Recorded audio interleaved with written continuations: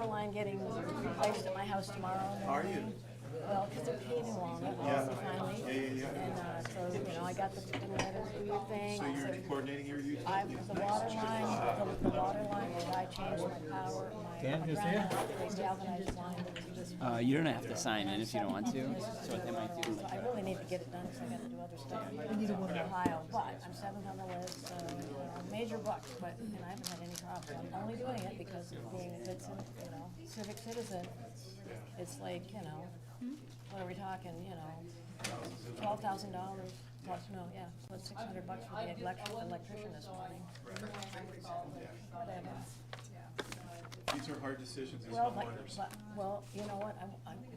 If people, you got to motivate people to do it. But it's a lot of money. Sewer guys charging like $12,000. Yep. Well, 11 because I don't have to have him patch. Because the water guys are going to supposedly patch like within enough time, within a time frame. Cool.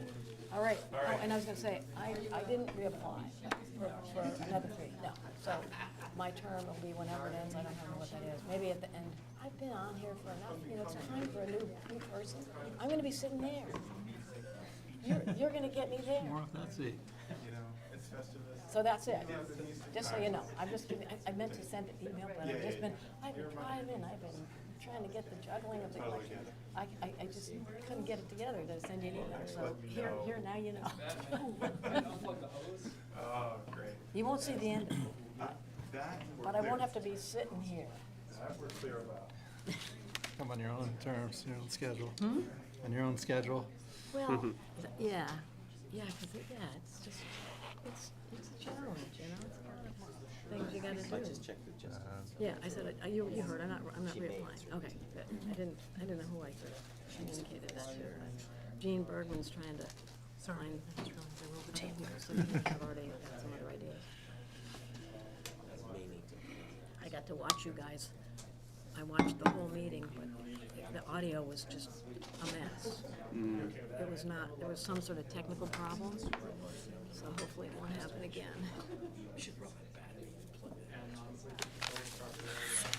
So how have you been? Pretty good. Yeah? Wicked busy, I feel. Busy? Yeah, always running around between campus and here and downtown, but it's fun. Are you working still on that dissertation or Yeah, book or what? so I'm working on a dissertation proposal this summer that I'm going to defend, and then I guess I'm officially a PhD candidate. And then I'll be finishing up the rest of that work, writing it all up, applying for God knows what, and then actually defending the the document paper, itself. right? Yeah. But you have the topic. Oh yeah. How are we doing tonight on the technical side?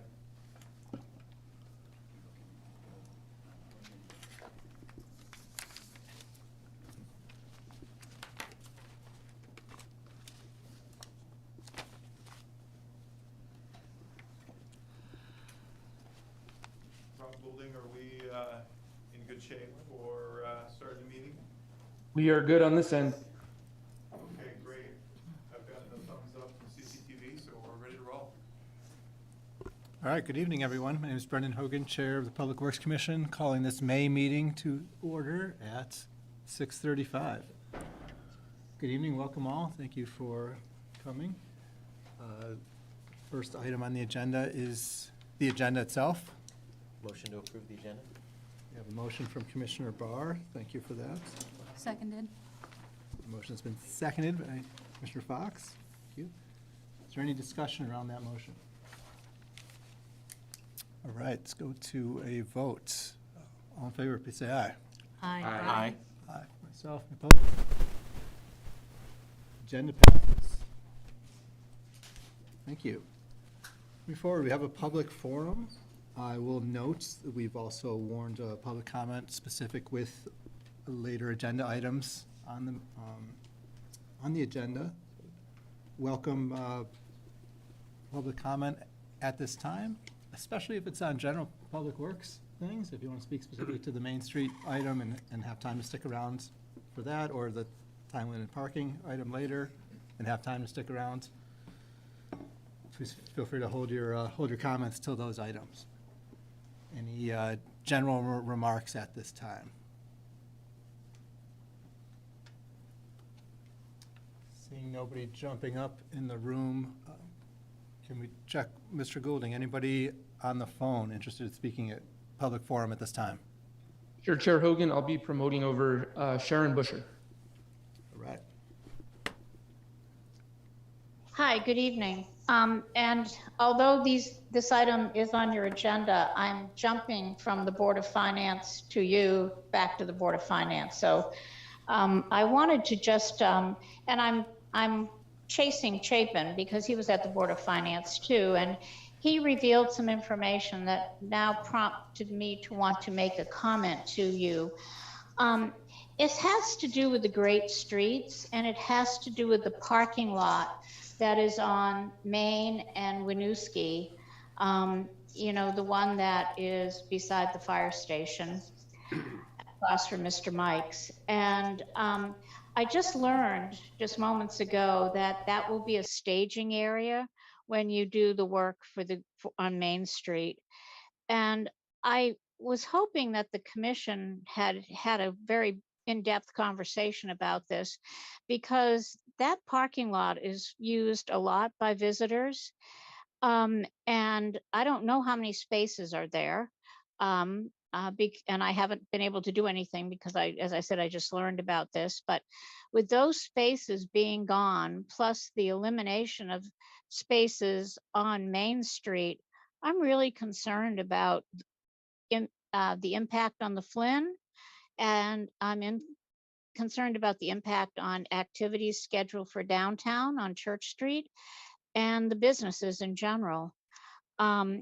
So I don't know the length of time that parking lot will be used for staging, but I really hope that this is discussed in depth and there's a plan so that we don't further impact what is going on for our small and somewhat fragile business district downtown. So I just felt obligated to make those comments.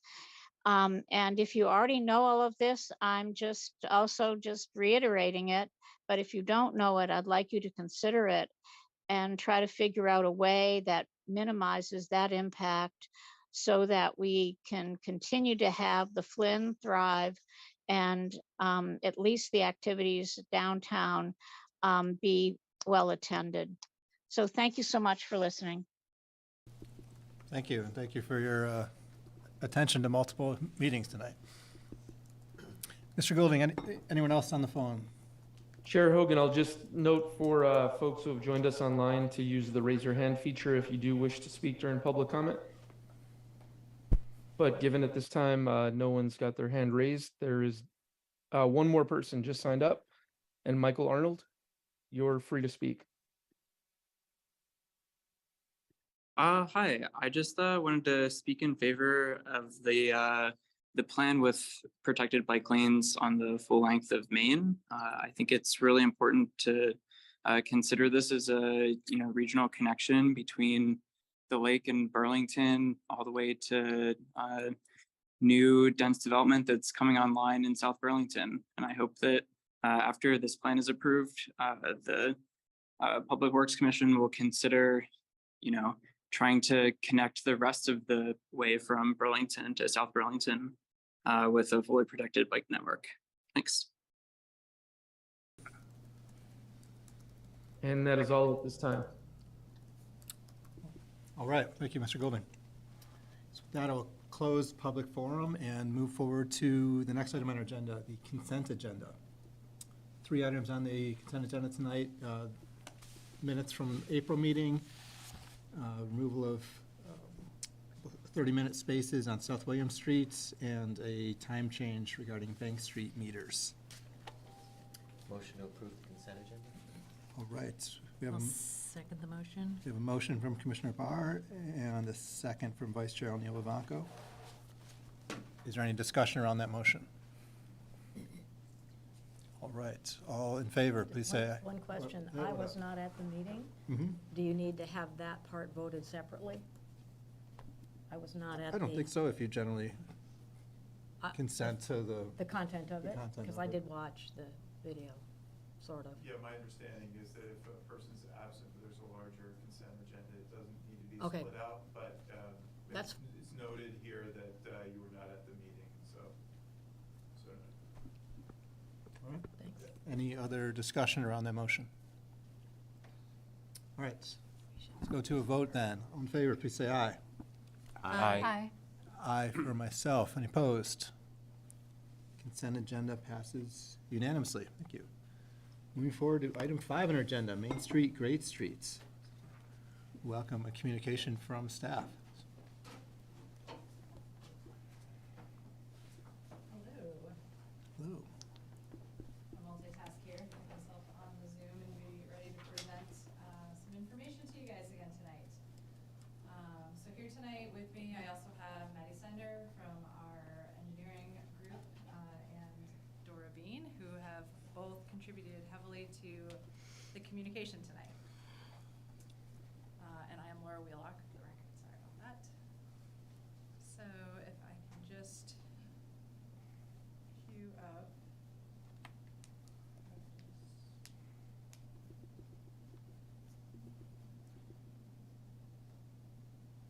Just want to quickly go through what we will be looking at tonight. There we go.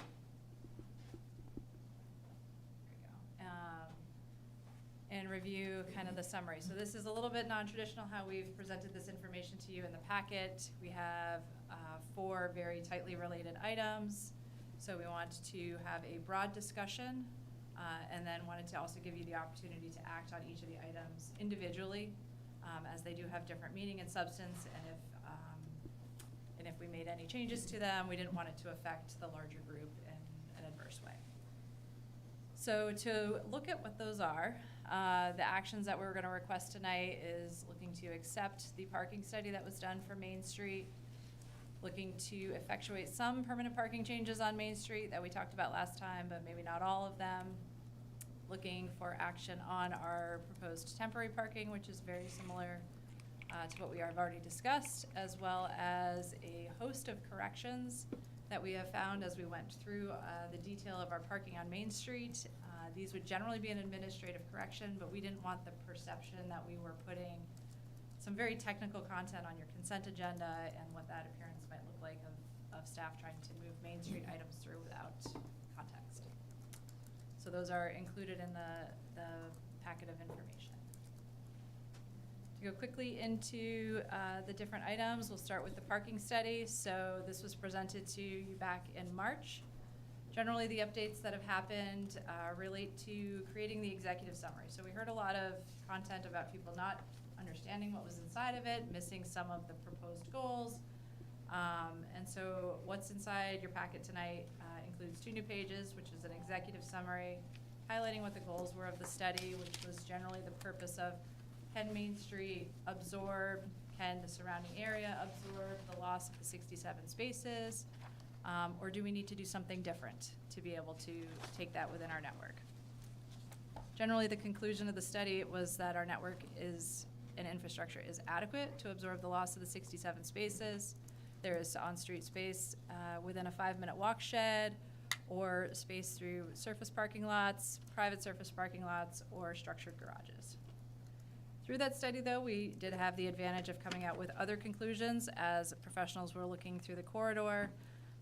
We presented some of those strategies for optimizing our network through the last few meetings, and we'll continue to look at bringing some of those recommendations forward with actually looking at the larger area of the downtown, not just Main Street. So to speak to the permanent parking changes, again, very, very similar to what we had presented the last time. What we are looking for action on tonight is specific to the accessible parking spaces, electric vehicle spaces, the loading zones being designated as vehicle loading zones with a 15-minute time limit and no charge for those spaces. Looking to effectuate kiosk metered parking through the entire corridor, and the bus parking spaces. Those are the only items listed inside of the communication, as well as the technical content that would have action tonight.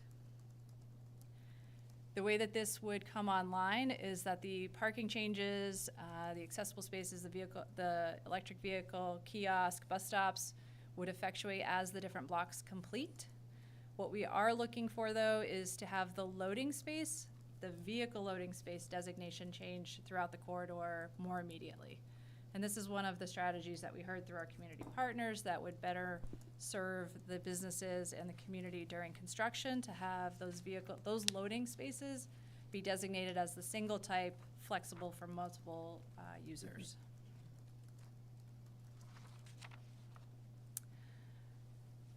What we pulled back on a little bit, and also have more work to be doing on, are future changes coming back to this commission as we complete the design and head towards construction. So we will continue to review the additional parking mitigation for the loss during construction, as well as upon completion. We will do a more comprehensive rate review of the downtown and the Main Street corridor to make sure that the recommendations coming forward make sense for the entire community and not just the Main Street project. We will also, in that outreach, review the time-limited parking that we talked about, the 3-hour rate time limit, and how that relates to the actual turnover that we're seeing inside of the downtown. We will continue to look at other parking opportunities. This could come from some minor tweaks to the design, where spaces that we were reserving for stormwater or public art have no necessary need under the concept design. We are at 90% plans. We have the public art cited, and there's some areas that are unprogrammed inside the corridor that we could change their use back to parking. We have also discussed last meeting, but would need to complete proper outreach to look at adding parking on the south side of Main Street on South Champlain. This is a space that is certainly a construction zone this summer, but with the timing of when that project would complete and when we would start our construction, it's an opportunity where we could look to add on-street spaces temporarily to help mitigate the on-street loss. We have also talked about what some of the concerns were from the local businesses about why they are using the long-term brown metered parking spots, why are they take advantage of the no time limit in our gray metered spots, and this has to do with some of the change in our culture post-COVID.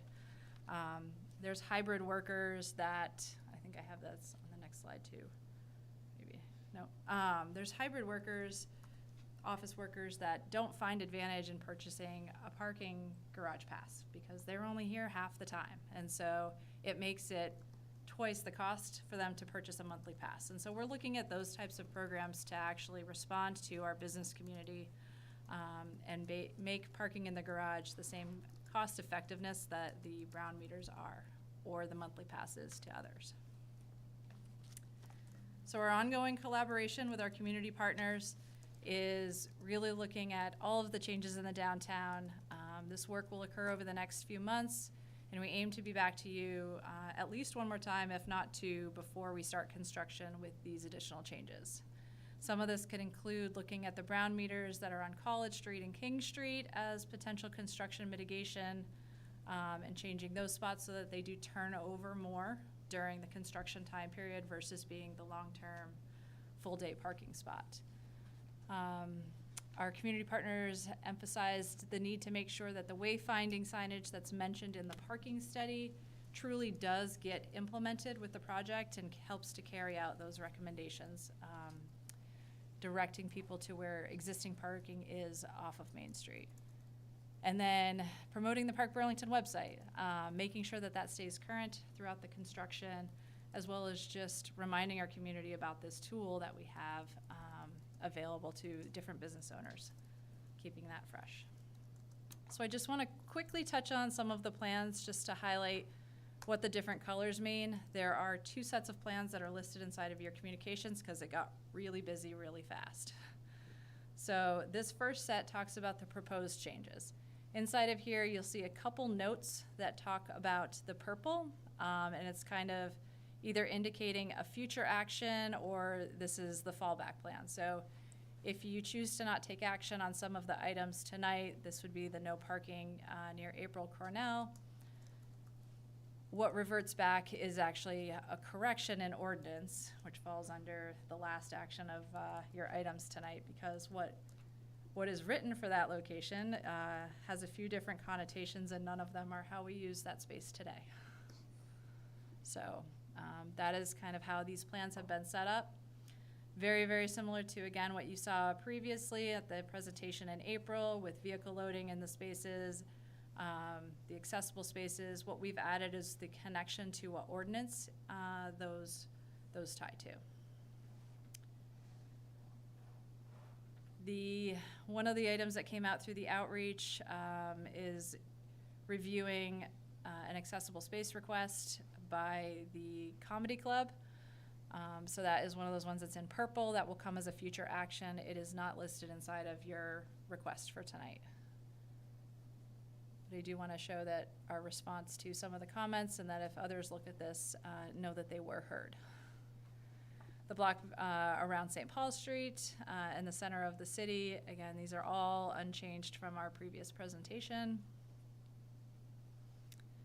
There is one accessible space, so it was asked at the last meeting, do we have the same number of accessible spaces in the proposed as the existing? And we actually found one hidden spot up near Memorial Auditorium that we weren't gonna put back, so we'll need to add one more space back to the corridor, placing it on Lower Church Street in the vicinity of Main. Seems like an ideal location. It is one of our curbless sections, but we didn't do outreach on it. So that is one that we do need to come back to you after we complete that.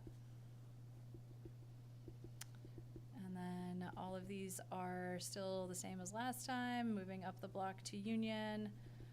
There is one potential mitigation that was talked about with our community partners, and that is reviewing whether or not we could allow any daytime parking in the vicinity of the schools. We have met with the schools. We have talked about the night and weekend parking. They described themselves as neutral as their position and their comment on that proposal. They didn't matter. It didn't impact them any way, one way or the other. We have not yet proposed the daytime option to them, but do want to acknowledge that as one of the pieces of outreach we've received. And that just repeats for the spaces all the way up the block. To touch on the temporary parking really quickly, because there are no changes from our past presentation, the temporary parking looks to add 10 spaces on the west side of Battery in the vicinity of Main Street, and 9 spaces on the west side of South Champlain, north of Main. It would also turn the street into a one-way street. To effectuate this, we do need to relocate 2 bus parking spaces. One goes in front of Acme Glass and on Pearl Street, and the other would take some unused, previously allocated spaces from the Wise use on College Street, and would use that as a bus parking space. So I just want to bring us back full circle to put the actions back in front of you being requested tonight. We're looking for acceptance of the parking study. We are looking for effectuation of the vehicle loading, accessible EV, and limited parking space removal on the concept plan. The temporary parking changes to support construction activities, and then the corrections to Appendix C's regulations. Thank you. All right, thank you for that overview.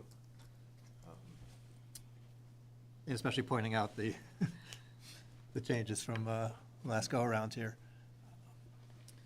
So I'll bring it back to the commission for discussion around this one. Start, Commissioner Overby. I did watch the video. I tried to watch the video from the last meeting, so I was not here in person and did not participate. But just with that in mind, I'm based on the information in this packet primarily.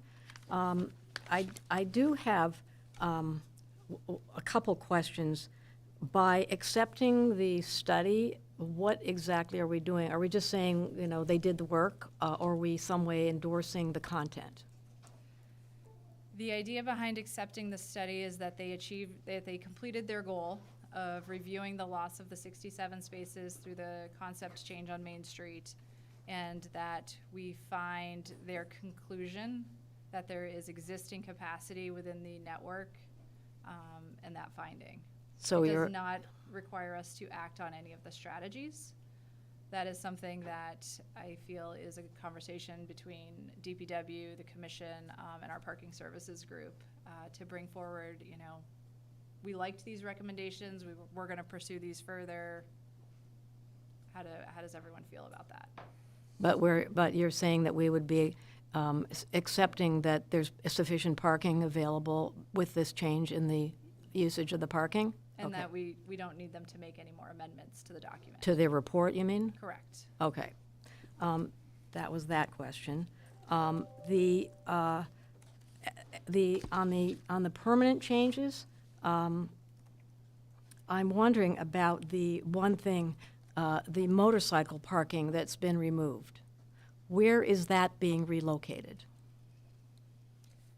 There are a few opportunities within the curbside on Main Street where we could return motorcycle parking without having actual as-built construction. I don't feel comfortable recommending any of those nooks or crannies, which is how they got designated currently, be designated as motorcycle parking yet.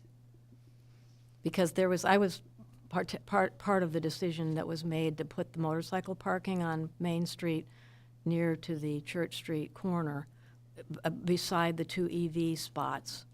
And that seemed to go over really well at that point. So I'm concerned that that's going away, and there's another one that was listed that was also being removed, which doesn't sound like a good idea if we haven't actually planned in for that somewhere else. So that answered that question.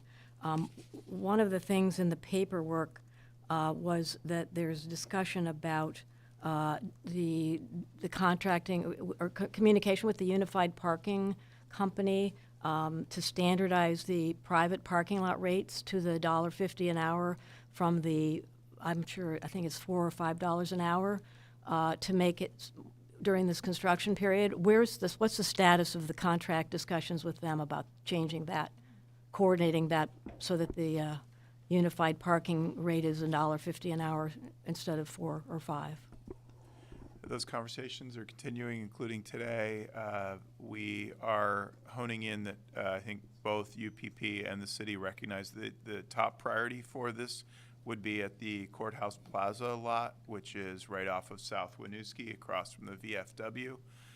There's approximately 85 spaces in on that level, and UPP is indicating that they are ready to participate with the city at that level. We are negotiating terms still at this time. The other locations they have are largely private lots during the day and public at night, and those lots are still being discussed with them. I think as we've heard from the business community, the Courthouse Plaza lot is the one of greatest interest. As soon as you come into the city, that there's 85 spaces at the usual $1.50 an hour. And we will be working very hard to finalize a negotiated agreement there. Have you told them this timeline that you're on, so that? Absolutely. I mean, I'm just concerned that I'm concerned about us making a decision tonight without having that in place. That's why I'm asking the question. Right. The We've timing been of clear that. with them. We want that up and running at least a month before construction starts to get the public used to the situation, which would mean having it in place for October. But I mean, when will you have an agreement with them that you know that's going to work? Right. Yeah, my goal you is give to them a drive deadline? that to as close to fruition in the next month or two as possible, given that I want to give certainty to the downtown stakeholders that this additional resource is available. Yeah. The other question about one of the things about using Park Mobile for as much as possible, are there continuing ways for people to not have to participate with that private company's app and parking, including with the kiosks? Yep, so the kiosks will take coin or card like a meter would, so it provides another opportunity. as kind of a different layer of way to pay for parking along Main Street. So the kiosks change will not force people to use the Park Mobile. Correct, and it's Application. pay by plate, and it doesn't require someone to pay and then go put a ticket back in their car, so it does act in kind of a similar higher functioning service that you can leave your vehicle, assuming you remember your plate, and pay, and then keep going to where your final destination is. And I think the question that was on the meeting last month was about the border, the zones. Is that, do the kiosks have the same issue of paying for a certain amount of time and then going away and coming back in that zone? Does it have that same problem? So we are not looking for time-limited parking tonight. The kiosk would be assigned a similar zone and should function to be able to limit time parking, but that's not something that we are seeking to have effectuated at this point. Nor do we have the zones designated. Yeah, I think Commissioner Overby, two things. One is that outstanding request generally is still being looked at across the downtown, I think, as Senior Engineer Wheelock's talking, is that for Main Street in particular, our interest long-term is to bring back to you in the next couple of months the actual regulatory policy for the Main Street meters. That is not being sought for action tonight. Yeah, and I think it's somewhat confusing to me, which is another question for me. There's so many things that are in and out, and I know you've tried to break them out into those 4 nice little voting things, but there's still ambiguity from my perspective in the what are you voting for on those, for the permanent changes particularly is what I'm talking about right now. And the question that former city councilor Sharon Busher brought up about the staging area, is that really true? I know that's the first time I've heard that, in effect, that those parking spots, which I know you're going to try to reorganize the layout of that so that it's more usable and grab a few more spots. Is that truly going to be a staging area for the 3 years of the construction, or are you going to use maybe the old Midtown Motel portion of it with a contract with the owner of that property? Both are being reviewed along with a section of parking near Memorial Auditorium. Fundamentally, inside of the main and Winooski lot, the work for the ravine sewer, when that occurs, will take a substantial portion of the lot, including a reasonable number of parking spaces dedicated to our firefighters at Station 1. And so thinking about the fact that construction is going to take a reasonable portion of the lot, it seems that allowing the contractor to stage on another portion of it will be a reasonable opportunity in a very congested area. So yes, it is something that we are investigating. We know, we know that we do need to bring that back to you before we can effectuate it. Division Director Paget and I were discussing that agreement this morning and the timeline to be able to do so. The project would be able to compensate the traffic fund for the lost revenue, basically for the fact that the lot will be out of commission during that time. It is also one of the reasons why we are having these active conversations with UPP, recognizing that if we lose the surface parking at that lot, that there needs to be a place for those cars to go.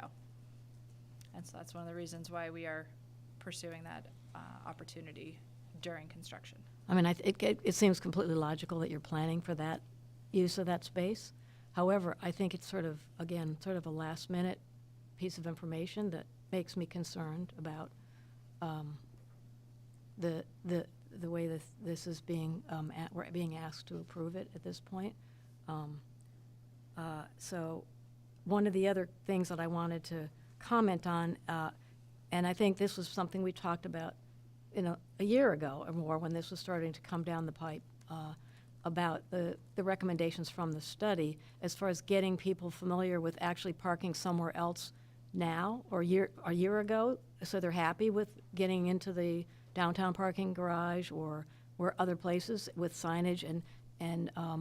And one of your speakers at the public forum was, I think his name was Andy Wheeler, talking about getting people doing all these things now before it's just becomes like discovery of there's no parking lot at Main and Winooski anymore, and also the bus thing. And I do have a concern that we've had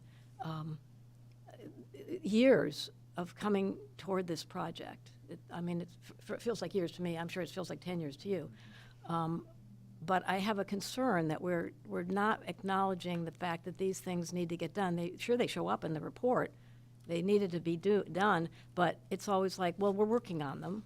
And then, if I were to approve this, permanent changes, there's no, it's just whatever happens to get done, maybe gets done. So I have a big concern about things like that, that we've had a lot of chance to get organized about that. And the wayfinding stuff, I know we've talked about this for years. How do you make it pleasant and easy to get in and out of the downtown parking garage? We've talked about that forever. And there's nothing in here that says how you're going to make that happen. Correct. So to provide you an update on kind of this larger question, the changes to start promoting the other parking locations will start in September. We are working with our Business and Workforce Development Office, which is the Church Street Marketplace kind of former role and position with broader expanded duties to be able to help with this marketing outreach. We've identified funding to help support their group to be able to support this project for continuing it over the 3 years of its duration. Additionally, we are about to select our outreach consultant to help during construction. They will be on board and under contract ideally by mid-June. So again, putting all of these measures in place so that we can start these mitigation tactics earlier before we start construction. Yeah, well, that's laudable. It's going to be what it's going to be, for sure. And I know I read through the material from the Burlington, the Business Association too, and their concerns that this is, it's just not ready for, it's not ready for a vote, frankly. It's not quite locked down enough for us to vote on it. It's a great, wish list, and conceptually what looks like it might be great, but I don't feel like it's ready for a vote on that particular thing. So I think the temporary changes, I don't have a problem with. I think you've got, pretty much got that organized. There was a couple, I think the temporary change that I had a question was about the unified parking commitment, and that's something yet that we don't have a commitment on that, which I would be much more happy with if that were there, but I might be willing to support that. And one thing I did want to make a comment about and a question on the method that was used for the proposed changes to saying that the what's in place physically for various things does not match ordinance, and that instead of taking what's in the ordinance and saying we should actually conform the way we have it on the street to what the ordinance has as passed by whoever it was doing that, why did we just say, well, whatever's there now is what we're going to make the ordinance? It seems backwards to me, and I would have thought you would have looked at the ordinance for each of those locations and said, well, here's what the ordinance is. And then the thing that would have come to the commission is the ordinance says this. What we really would prefer is what is in place now.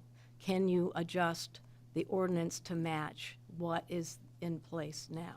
Does that make sense? Yeah, I understand what you're saying there. Yeah, and I know you're being efficient, probably No. going, oh, let's just get it all done, and here's the stuff that doesn't match, and somehow it fell through the cracks, and let's just make the ordinance match whatever we happen to be doing right now, which seems to me not a good process. Just, you know what I'm saying? If I can clarify, I would say 90% of the changes are cleaning up past actions by commissions to move towards what the existing on-street regulations are. The one in front of April Cornell is probably the oddity in the fact that there's no existing ordinance that supports how we currently use it. All the rest of them come from most likely just the changes in technology and how we keep our ordinances online and keep them up to date and deleting out the ones that are no longer needed. I mean, there's ones in there from when Main Street in front of Edmonds was diagonal on both sides. So it's just, there's a lot of really old information that just didn't get electronically effectuated. So I may have misunderstood. So I misunderstood you. So what you're saying is the commission actually voted to remove the diagonal parking on Main Street, both sides. It's in the record, and in fact, somebody didn't get around to actually putting it into the city code. Right, but then it's, Is that what you're it's saying? to be able to truly clean it up and make it so that what's on the street, there's, again, the one location in front of April Canal, which is why it is on the proposed sheet in purple, is the one spot that there is nothing there to do what we're doing. But we're We not. would write it yeah, in to be what is currently there, Right, but if it's, you don't pass. yeah. But in fact, it wasn't really a matter of an ordinance change that was that was made and has not been implemented. What you're saying, it was ordinance change that was made, but somebody didn't get around to making the the ordinance change on the computer record of it. Is that what you're saying? There's no official deletion of past old ordinances that should have been changed. And so now That we- there's some yeah. places that have 4 ordinances written over the same spot, and Yeah, yeah. and enforcing in that spot could be challenging if legally Yeah, contested. yeah. If you have anybody that's looked at the ordinance and the way it's done, it's really insane. So that helps explain it. But I mean, it just, based on the fact that I know historically it's probably impossible to do it any other way, that might be the shortcut to getting it cleaned up with the ones that you discovered in the process of this. I think that is, let's just see if I have any other comment that I had made a note of when I was watching the meeting. Oh, the one other comment that was made by Mr. Wheeler was, and this is something obviously that the city doesn't have so much control over, but maybe Director Spencer does, the Green Mountain Transit promoting the loop methodology, because that was one of the suggestions that was made, is if you want to get people to not be having their cars, let's get them using the bus more. And he admitted that he didn't ride the bus, but in fact, a lot of people don't ride the bus. And so, again, it's something that if we're not doing that, and like in September, like whatever, 2 months before the construction happens, you're not going to get people riding the bus at the last minute. You know, it's like it has to be, and I think Mr. Wheeler was really great about explaining how you have to get everybody on board with being comfortable with where things are going to be, with new places to park and ways of getting into town and around. And I feel like we haven't, there's nobody that's been sort of paying attention at that high level in this project. And it's been very technical. It's been, you know, the maps and where the parking spots are and all that kind of thing. And that's what we're talking about tonight. But, this has nothing to do with parking, but I will continue to say that I'm very concerned about the fact that we have the most dangerous intersection in Vermont at Main Street and South Winooski, and there has been no way, we're still using 50s technology of stoplights to deal with that intersection, which is going to continue to make it a deadly intersection. And we were told that in every intersection, roundabouts would just be ridiculous and complicated and expensive and too much work for public works. So it has nothing to do with parking, but I will say that that is a big problem with the entire Great Streets, Main Street project that we will live to regret. So that's my questions about the parking parts of it, though, and thank you very much. All right. Commissioner Matano.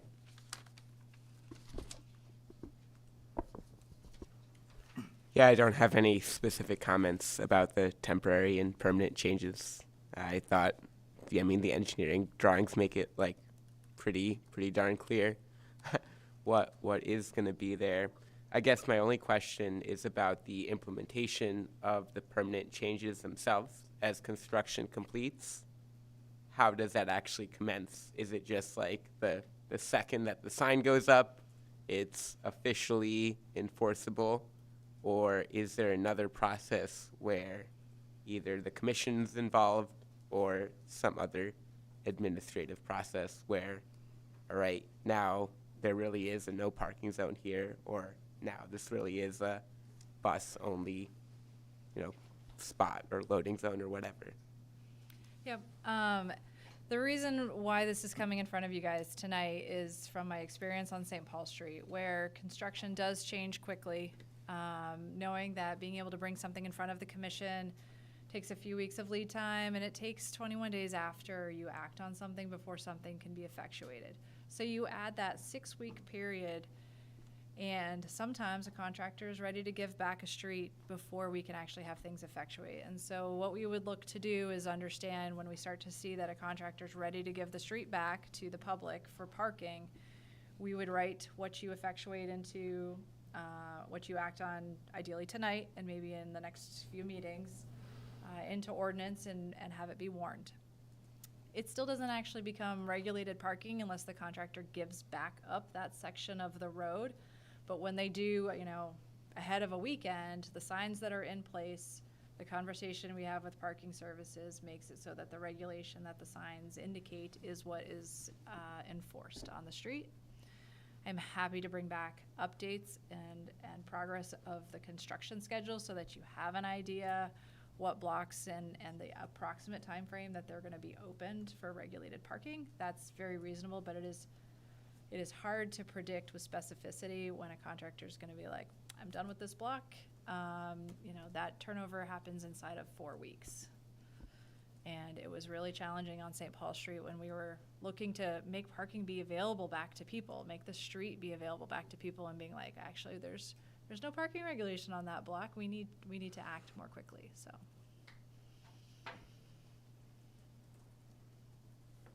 Alrighty. So basically, no delay from the time that construction's done to when we could use the street in the ways that Yes.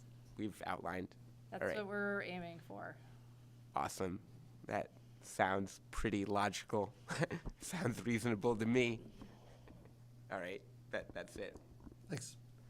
Commissioner Damiani? So I guess I have one sort of specific focus area question first around the South Winooski main intersection.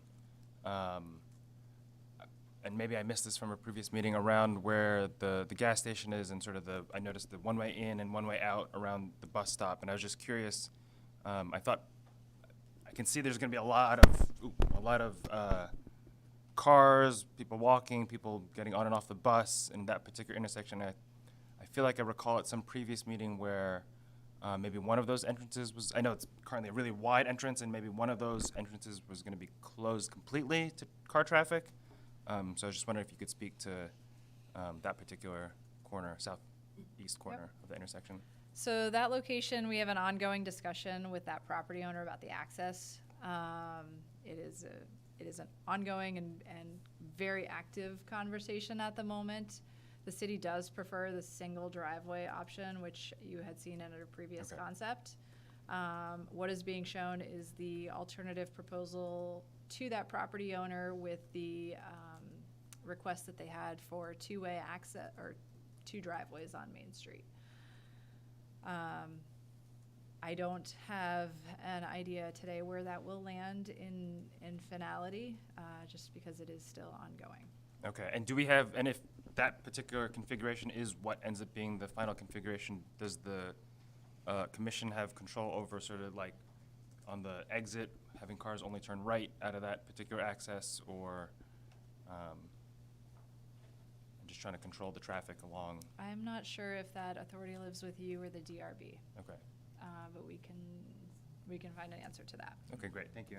And then, yes, I guess I also share a similar concern around the, sort of during the construction period with the use of the Main Street South Winooski parking lot as the construction zone. And I guess I was trying to do the numbers quickly of, I think it's 60 spaces or 50-something spaces in that particular lot. 57. Yeah. And just trying to get an understanding of if that is, I totally understand if that needs to be used during the length of the construction, the time of the construction. So just trying to get a better handle of how many spots potentially we're going to be losing during the temporary portion if for some reason the courthouse UPP agreement doesn't come through. I don't know if there's a sort of quick number to that you'd be able to. I think we'd ideally be looking to bring both actions forward. At the same time. At the same time. I will say that during construction, for the ravine sewer portion of the construction, which I anticipate being a solid year, the portion of that parking lot all the way through the air station is likely unavailable. Okay. Because it's just not safe to have occupancy above that work type. And it may be an open trench, so that it may not be an option. Okay. And then at that time, we would have to relocate the 9 parking spaces for the firefighters as well. So it does come at a further loss of available parking in that lot. Okay. And then I guess overall, sort of speaking to the temporary portion of the project, or temporary parking loss during the project, what sort of metrics or things are the department looking at sort of to measure the impact of the temporary parking loss during the construction period to sort of just see how nimble the department can be around helping businesses and residents and visitors?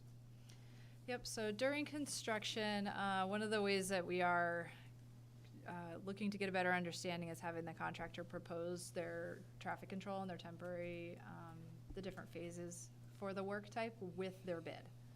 So that we are able to understand at selection of the contractor what that impact looks like based on how they plan to complete the work. With that said, we are still looking at ways in our urban downtown, like other communities do, to patch back up the construction zones for nights and weekends so that as much parking and movability through the corridor can be restored. Most specifically, the impact is around the utility construction with the water and the sewer mains. Great. And plating or repatching back in trenches. I think those are all the questions I have for now. All right, thank you. Mr. Fox? So I have one quick comment on the temporary changes and then a couple on the permanent ones.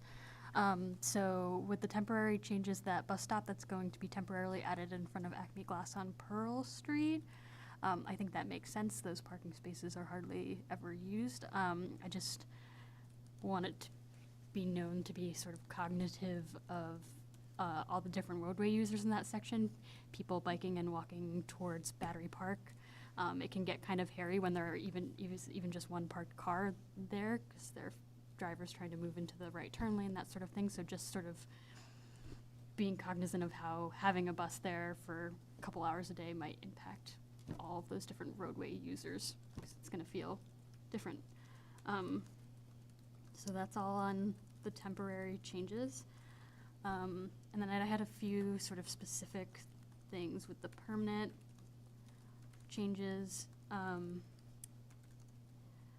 So I'm looking at the schematic that's between Church Street and Winooski. And I'm not sure if this is true for all of the different vehicle loading zones, but it's saying that it's vehicle loading zone for 15 minutes, 6 a.m. to 6 p.m., and then 3-hour meter parking, 6 p.m. to 9 p.m. Cool. Like, I think it's good to have that sort of mixed use of parking. But I'm wondering, I feel like it could potentially be confusing in practice. You know, if people see like a meter there during the day and accidentally park there. So I'm just wondering if you can speak to what that sort of looks like in practice in terms of enforcement and sort of education for people who won't be unloading during those sort of business hours. Yep. We are working on the signage.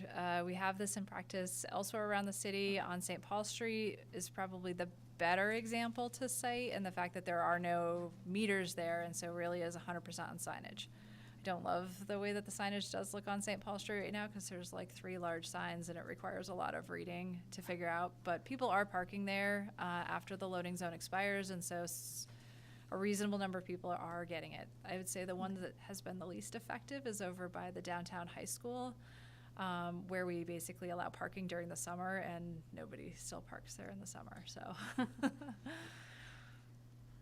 Okay, helpful, thank you. The other, this is just sort of a general comment. I like the addition of the accessible spaces right sort of around the bottom of Church Street. I think that's great when you're talking about the sort of the south end of the pedestrian mall. I think I'm super supportive of those spaces in particular. And then the last thing, and I think I brought this up at our last meeting, is just the addition of those spaces in front of the school, in front of Edmonds. I have to say I'm still skeptical about adding them, and with the caveat that I totally understand the city's position and why you want to add additional spaces there. I just do feel like it could be really sort of confusing for the users and also hard to enforce. So yeah, just wanted to make that known again. I understand, but I do feel like, yeah, it's confusing and could be hard to enforce. That's all from me. All right, thank you. Commissioner Barr. Thanks. And I guess I want to applaud you for redissecting everything after some more community engagement. It's made it clearer for me, for sure. And hopefully we can get through the temporary and the permanent changes. I've got I guess a clarification question, because we've talked about kiosks, taking out the meters. And this has nothing to do with UPP or the private lots, but just the parking along Main Street as it either from the temporary areas or once it becomes permanent. Will Park Mobile still be able to be used in addition to the kiosks? So everywhere that it was used before? And there'll probably be some signs saying what zone it is, even Yep. though the meters are gone? Correct, yeah. There's still signage because it's gonna indicate, the Park Mobile logo, and then it's gonna say, remember your plate, or it's gonna have the kiosk, and it's gonna say, remember your plate, and then there's also the Park Mobile sign that'll go kind of in the same thing. So Right. it'll give people all of that information in one sign. And as we kind of talked a little bit earlier, the zone, if it's 3-hour limit, Park Mobile will also restrict it to 3 hours so that you can't park somewhere else within the same zone using the same 4-digit number. So, Correct. because I know that If- my when- experience is people I'm will gonna go try with and move to a when. different spot. And use the Yes. same number and see if they can get away with it. Yeah, if that is a direction that we go after a little bit more outreach, then yes, the 3-hour can be enforced with Park Mobile. Because I like the idea of the businesses having spaces available to them, what few do remain on Main Street available to them, and so that there is time-limited parking, so that it doesn't become a campground all day long. The signage too, and we already touched upon that, but I think it's so critical that during not only the temporary construction portion, but afterwards, that the signage be very clear. That when somebody who's used to coming to a certain space can't go there anymore, where do they go?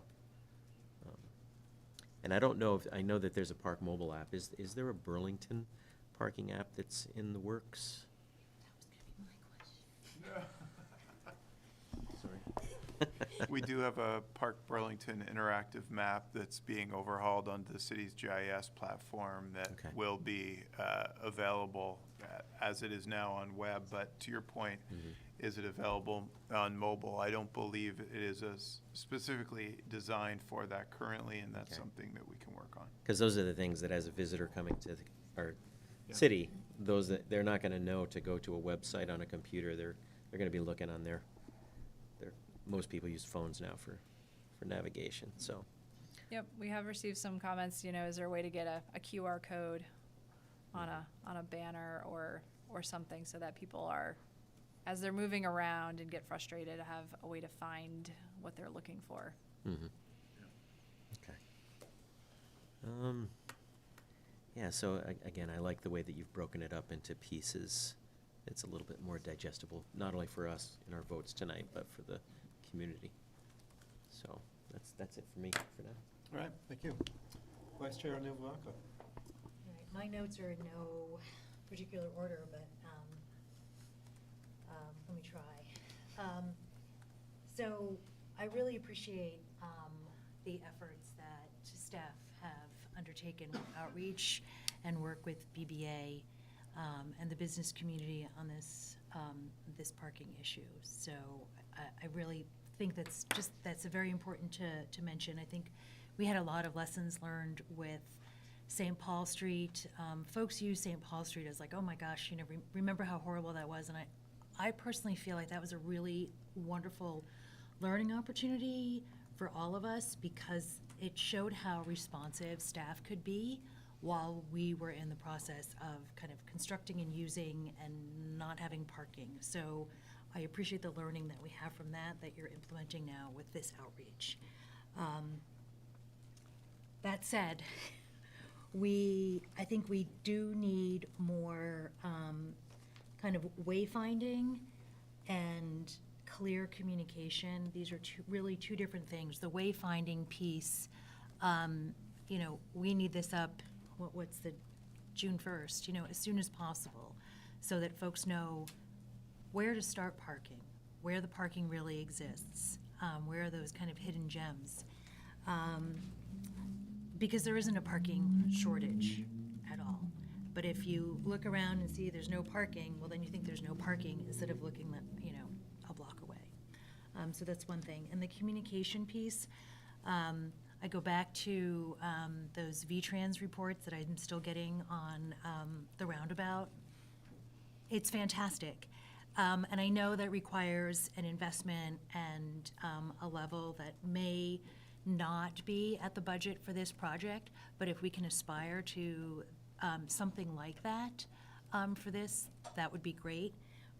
We're spending a lot of time talking about where cars are going to park in this, and right now I look at this and I'm thinking, wait, as someone who drives, I will be able to see that, but also someone who bikes and walks, what's the communication that's going to go out to me so that when I'm biking down the hill, I know before I get to Winooski Avenue that I should have turned a block away for the detour. So thinking about all our users and the level of communication that we need, so it isn't like I'm, doing my middle-aged mom bunny hop over the curb, which is not pretty these days, to be able to navigate. And again, other users who maybe have mobility issues and are still using our sidewalks, this information is available to them as well. So wayfinding and communication. Another thing that's come up as well that just kind of ties into the wayfinding is the safety and security. So and this is also addressing issues that go beyond maybe the purview of Public Works, but is falling in our lap right now. When we talk about public safety downtown, and we talk about access to the car parks. Just use an example, I was biking up Main Street Tuesday night maybe, and Monday night. And it was one of those things where I was like, I just felt a little sketched out at one point because a car pulled up right next to me, even though I was in like the box on my bike. And I thought, how would I feel if this were my 14-year-old biking home from work, right? So what are those pieces? That's a safety issue that the city deals with, but it's an infrastructure issue maybe that's now falling in our lap. So what are those pieces that staff can push back onto other departments, or that we even look to the ambassador program with parking services?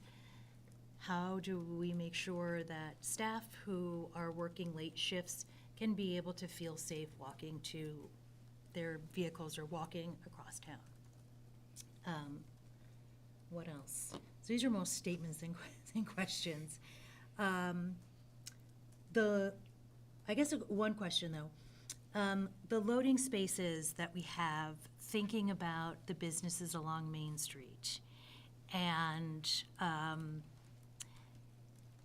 is the 15-minute space, like, is that based on data that's like the turnover rate? I'm thinking of comments from like the bike shops. If you're bringing your bike in to be fixed, you're not necessarily riding it.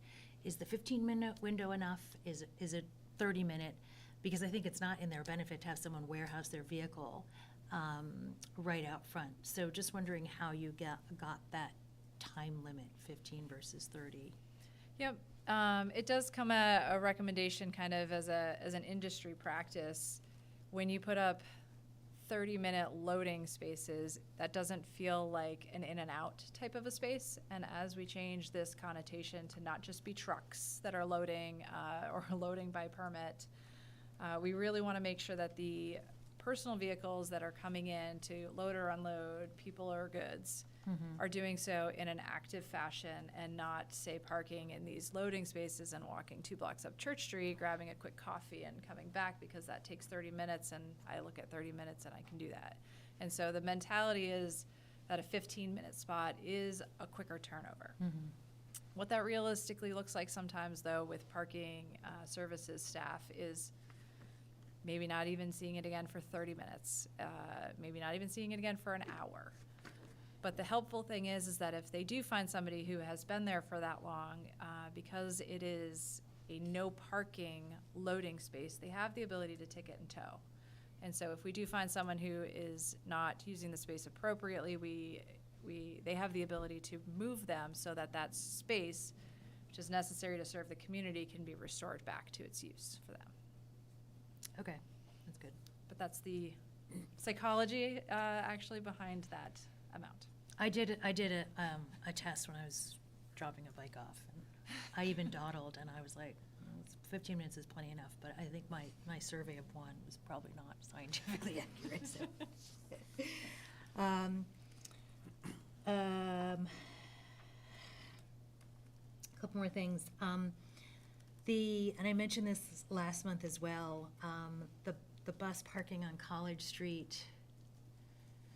I just have such huge concerns about that, because that is a major corridor on Union for the middle school kids who are coming and going from Edmonds, going to City Market to get a snack, going to the Y, going to the library.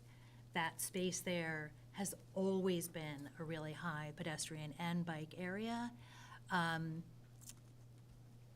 I know some folks feel comfortable, much more comfortable riding up College Street because there's more bus traffic, so it just feels less frantic than, say, the Main Street corridor.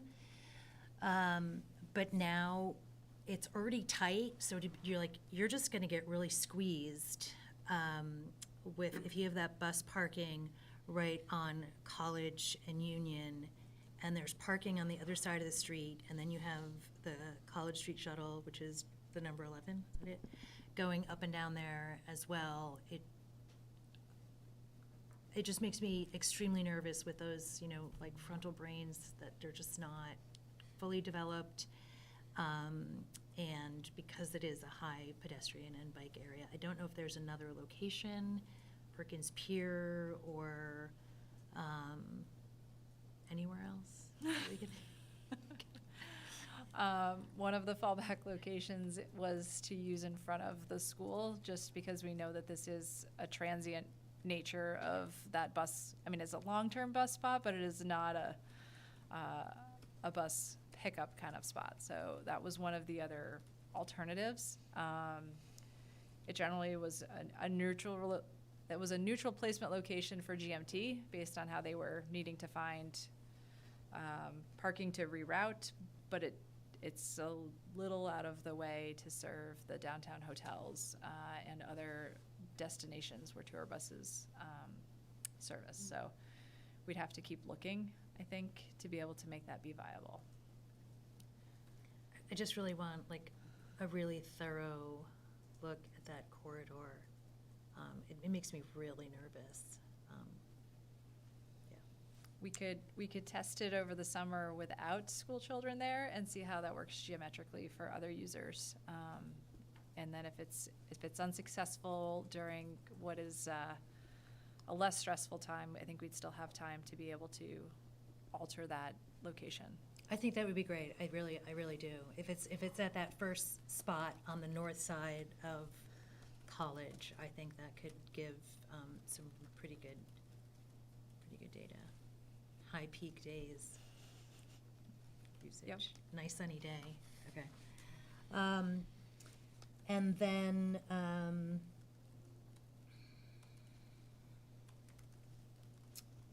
one final thing is, this back to the school.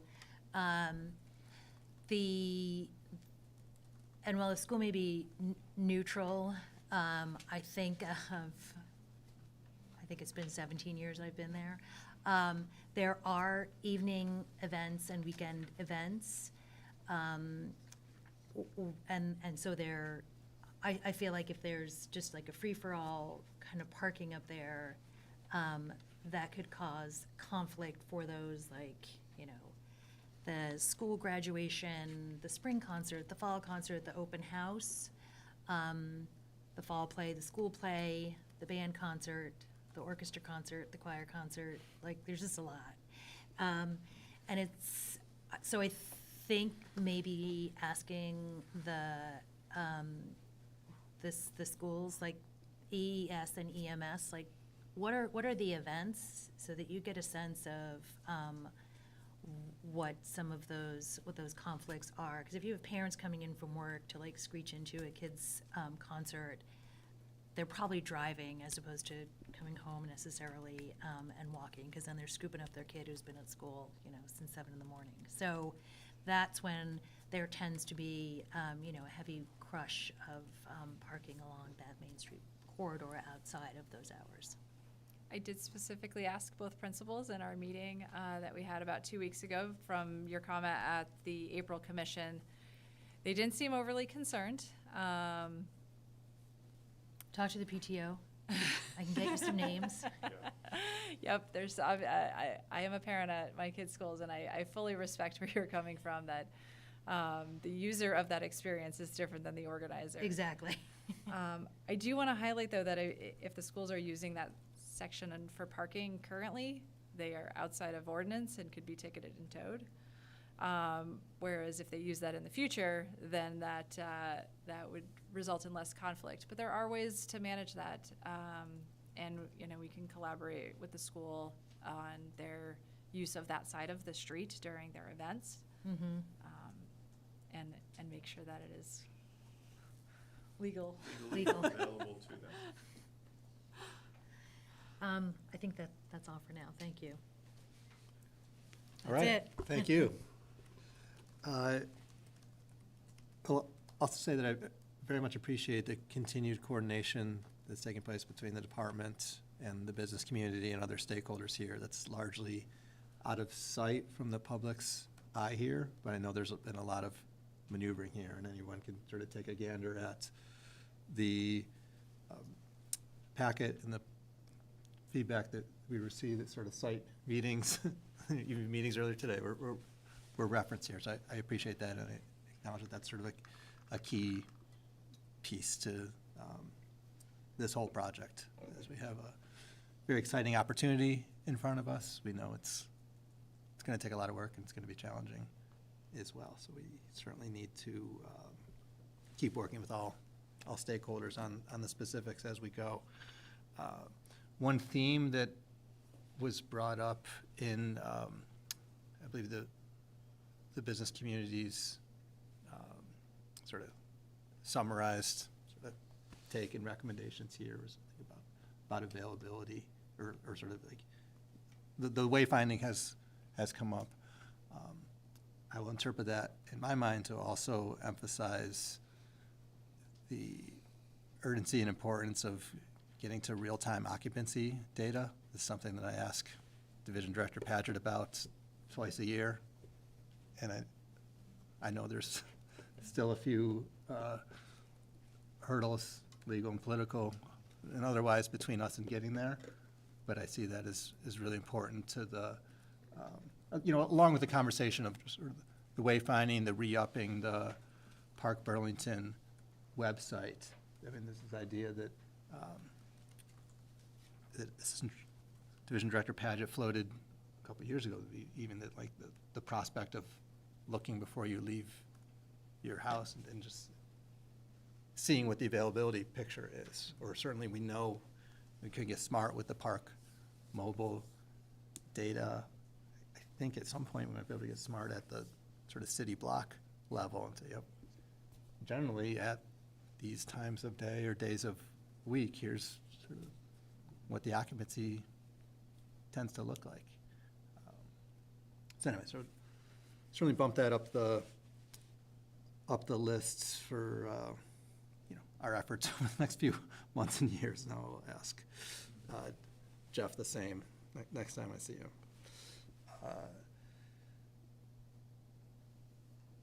Let me ask if there are other lessons learned from the St. Paul Street process. And, looking back on it now, some of the pain of that is faded in my mind, maybe less so for others. But I see a beautiful street now with awesome stormwater treatment and nice wide usable sidewalks and so forth. But from a process perspective, we heard one thing tonight, but could you elaborate on other sort of pain points from that we're striving to work around this time? Yep. They don't fall into the realm of parking regulations, so I apologize if we've not really shared those previously. A lot of the lessons learned come from better understanding what lives below our 200-plus-year-old city, and what that means for its existing infrastructure, what the condition of the water and the sewer mains are, how and where they actually do exist and don't exist. And so we've done potholing, we've done extensive investigation to understand their condition and what we're going to do with them, interfacing with property owners and how that connects to buildings. That is one item of during construction that made St. Paul Street's construction take longer, which does then relate back to the impact on the community. We have done significant investigation into the contaminated soils, and so the regulation about how the soils that are not the most environmentally friendly that exist in the corridor are able to be disposed of, and the coordination that comes with working with the state takes time. We've done extensive work ahead of time to have a plan similar to the roundabout where when we encounter this, we have a way to manage it and keep moving on and keep construction going. There are other ones, but you caught me a little off guard. But those are the types of things that we've really worked to manage and know as much as we can about, so that the delays that happen on St. Paul Street don't perpetuate themselves into a longer construction timeline. Yeah, thank you for that. That is jogging a lot of memories about some of the the surprises we found when that work took place in St. Paul Street, and certainly here's to an appreciation that you're doing some detailed testing to prep for that on Main Street. Yeah, I know it's sort of not germane to the parking ordinance adjustments that you're looking to get a vote on tonight, but I think that's an important part of the whole puzzle here. Thank you. All right, nothing further on my end. At this point, I will open it up to public comment on the Main Street item. And reminder to everyone, we have a sign-up sheet on the table. I'm on the top. You're on the top. Come on forward. My name's Robert Leidy. I live in Ward 6. I'm a walker and biker. And one thing I thought was interesting relative to your comments, that the St. Paul Street is thriving, and I use it all the time. I can park my bike there. I can go to Shy Guy. I go to the coffee shop. I go to the restaurants there.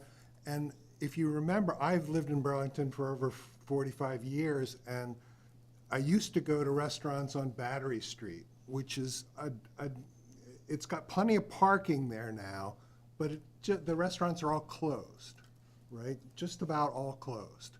So, the arguments that are made by businesses that it's parking that drives business is not quite the reality.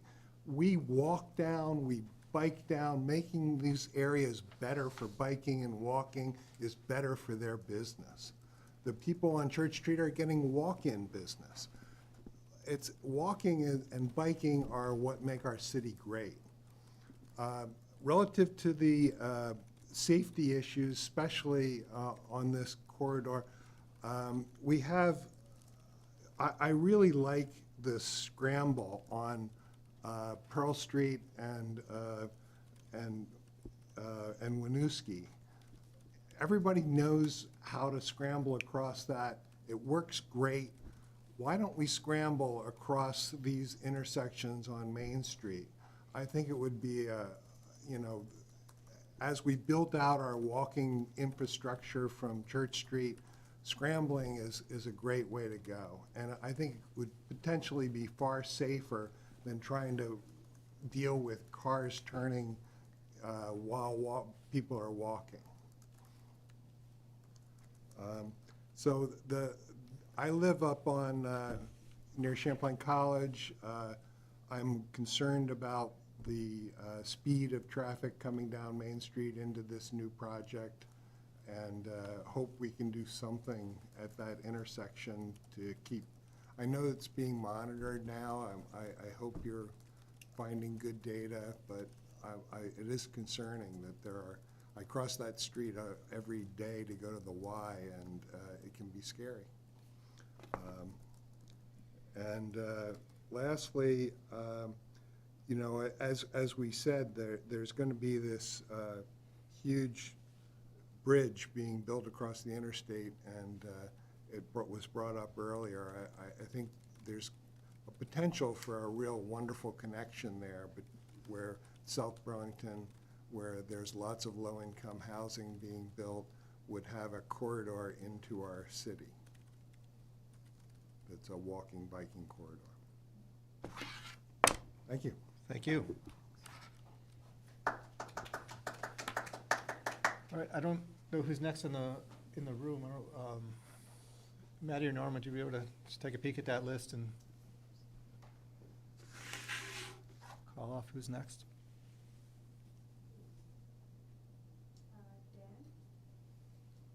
Thank you. Okay.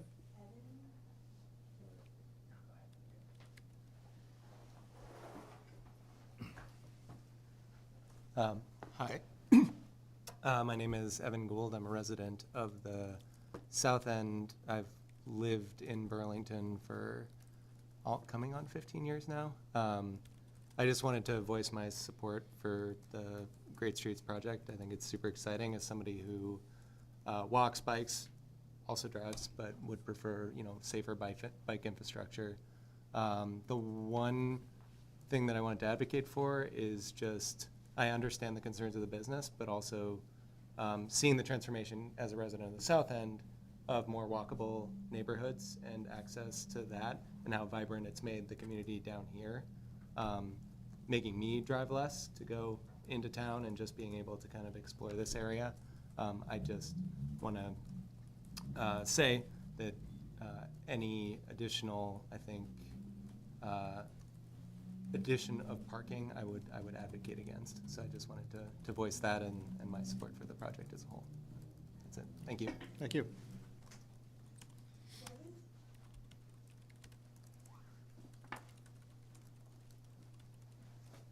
Hi, I'm also a resident of the South End, although I have not been here as long as those two, which is pretty cool.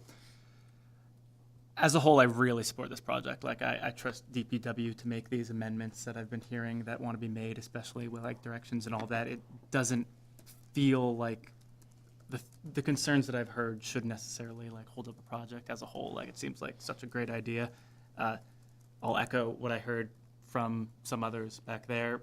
Biking and pedestrian infrastructure is better for business than parking. I know that there's a temptation to think that people drive in, but the studies that have been done on that do not support that idea. That is just an idea that people have. I understand this will be a minor pain for a brief period of time for some car drivers that don't necessarily know where the parking lots are in town, but I think that we're all going to benefit from this infrastructure over a long period of time, and I think holding it up more will only serve to hurt the community over that long period of time. I think there was a mention of St. Paul being a really great place now, despite some potential perceived pain for a limited period of time. Last point, the main issue that I see with biking in Chittenden County right now is the lack of regional connections. It's absolutely terrible to get to South Burlington, say, on biking. This is a really important part to that. This is going to be the first step towards making it so we can actually have that connection and bike around Chittenden County instead of just the capacity we have now. I'd like to see it go even further in the future, but I think this is a really good start. Thanks. Thank you. Did we get your name? I'm sorry. Oh, Gordon Driggett. Thank you.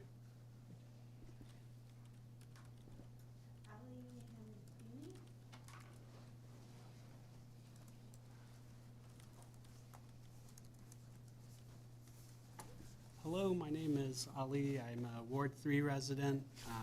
As someone who drives for work, goes to the different businesses on Main Street, the bike shops, comedy club, I'm in support of removing the parking spots in favor of more accessible street to pedestrians, to bike lanes, protected bike lanes if possible.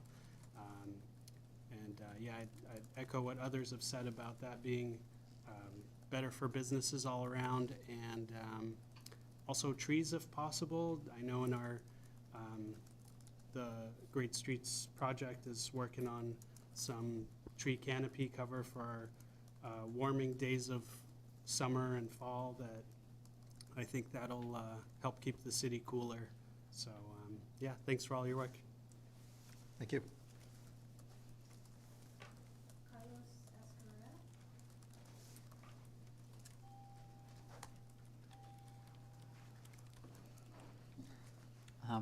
Hi, my name is Carlos. I live in the Old North End, Ward 3. I really like to think the city as a part of our house that we collectively own and share, because I feel like that's what it is at the end. It's just the outer extension of our house. So following that analogy, I don't think it's fair how much space we give to single occupancy vehicles, especially when we think about the amount of spaces they need to move and to park, for example, compared to something as a bus, biking, or walking. I really don't think that's fair. On top of that, would you allow someone going around your house, smoking and making really loud engine and honking noises? I know I wouldn't like it. I know this might not be a popular opinion, but driving through the middle of the city shouldn't be comfortable. It should be slow and therefore safe for everyone, inside or outside of a car. I also had this small story. I think the other day my friends ordered Chinese food from Fuda, and they live on North Street, and so we drove to get that food. It was half a mile away. Now, we generate some traffic just for that trip, and we also took a parking spot that someone else could have needed. And we did that for no reason. We really didn't need that parking space. I mean, someone else could have needed it more. So that's how induced demand works. If it's if it's hard to find parking, then they probably wouldn't have driven there in the first place. But if there was, for example, a protected bike lane, they might have done that trip by bike instead of driving, and therefore that parking spot would have been taken for someone that needed it more. I wanted to encourage the board to take decisions from a data and science point of view. We already know how induced demand works. And yeah, that's it. Thank you for listening, and the team for making that design. Thank you.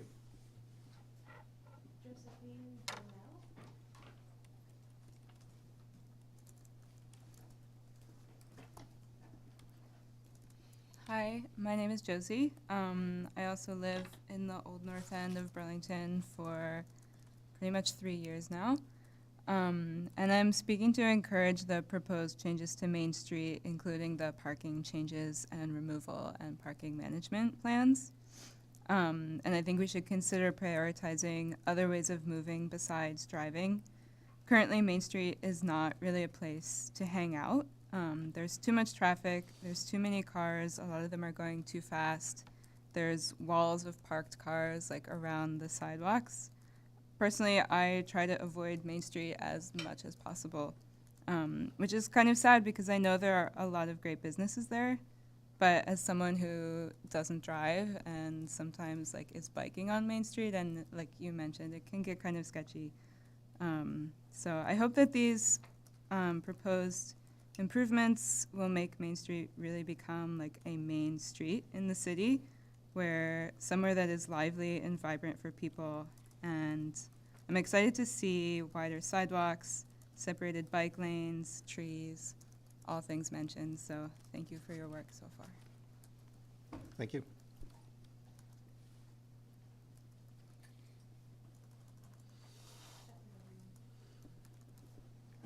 Yeah, come on up and please make sure we get your name on the sheet. My name is Jack Tiano.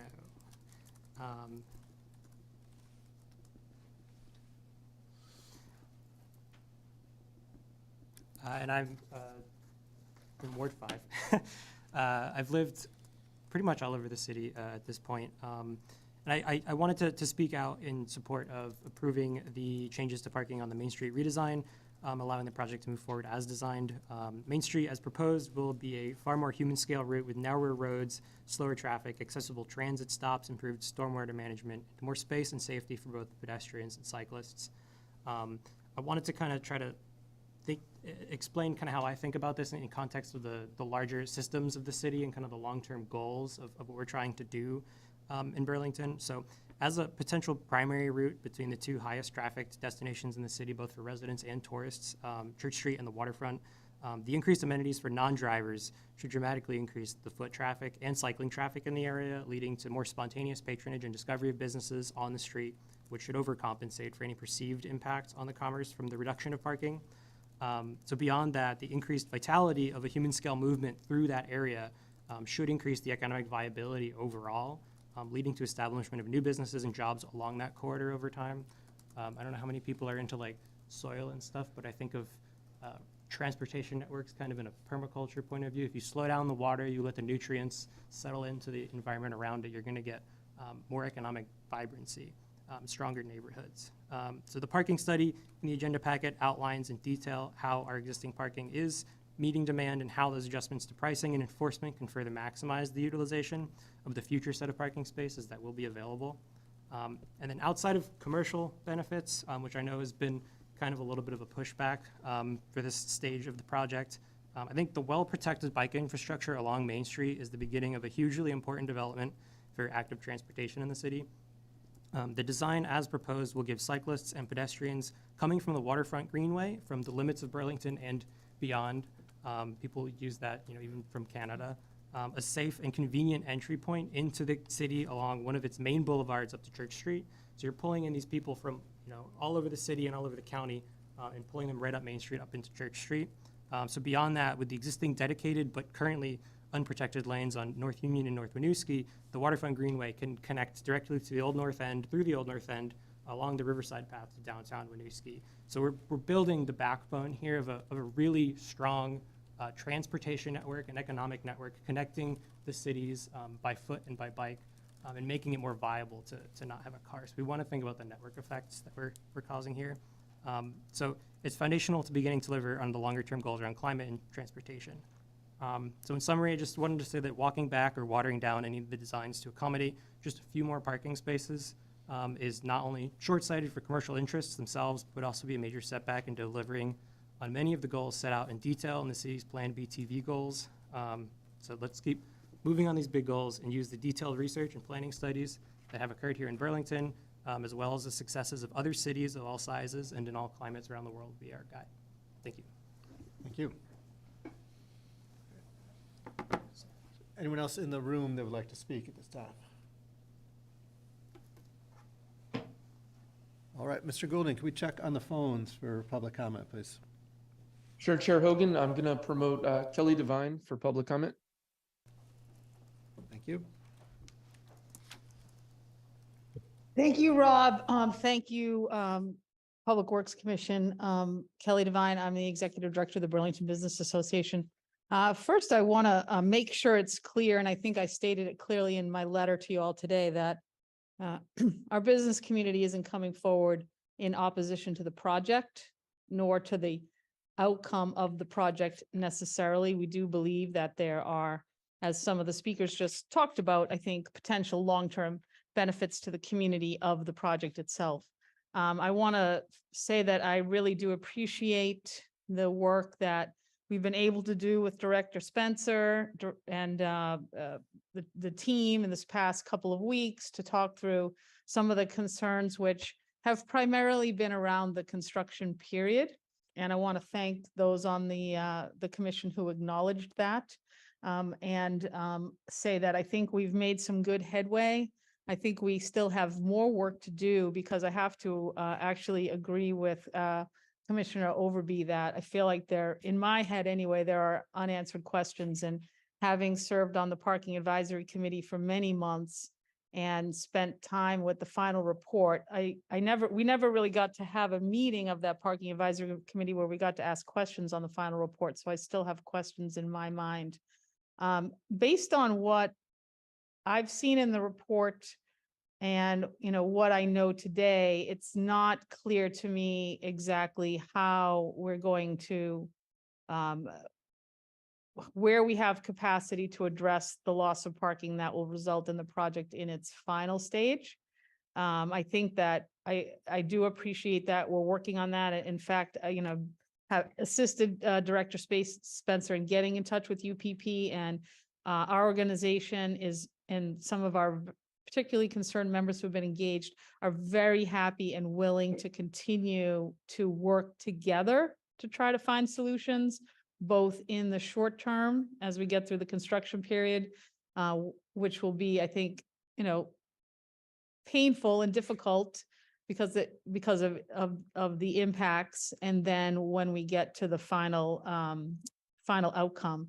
So those are some concerns I have. I'm not necessarily looking to stop the project necessarily, but I just wanted to make sure that it was clear that as a member of the Parking Advisory Committee, and I think Zandy Wheeler, who served with me, and Meg McGovern, who were the representatives of the private sector, would all echo that we never really could clearly see a plan in place that would replace those parking spaces that would ultimately be removed at the end of the project. And when we asked DPW to see if there was any opportunity to make any modifications to the project to bring back more parking, they were able to find 3 spaces, but it's a pretty small number considering.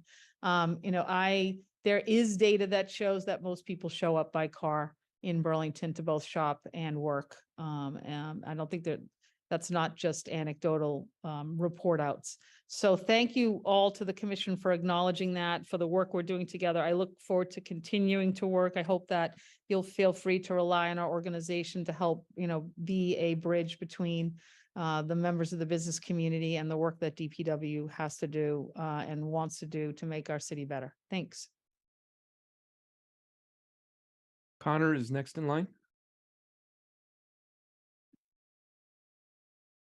Hi, everyone. I just wanted to come out and support the proposed changes to Main Street. I think everything looks really great. I'm excited to see those changes. One thing that I did want to bring up was just to potentially consider bike parking in this corridor.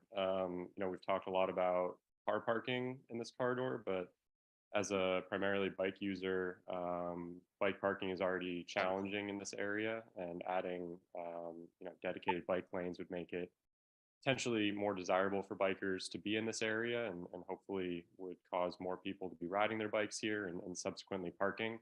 I was wondering if any considerations had been made to converting the existing meters that it sounds like are going to get removed in favor of kiosks. If you could maybe convert those into hitch style bike parking racks. If the infrastructure is already halfway there in terms of a cemented into the ground post, it seems like we could just make an extra little effort to add a hitch for people to park their bikes. I, for one, know that I've already been locking up to trees and meters in that area. I would hope that we're going to start planning for increased bike parking in this corridor. Anyway, thank you.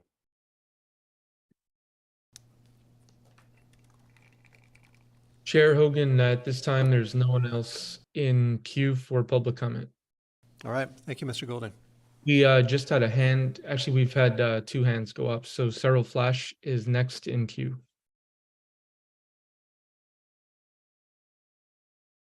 Unmute here.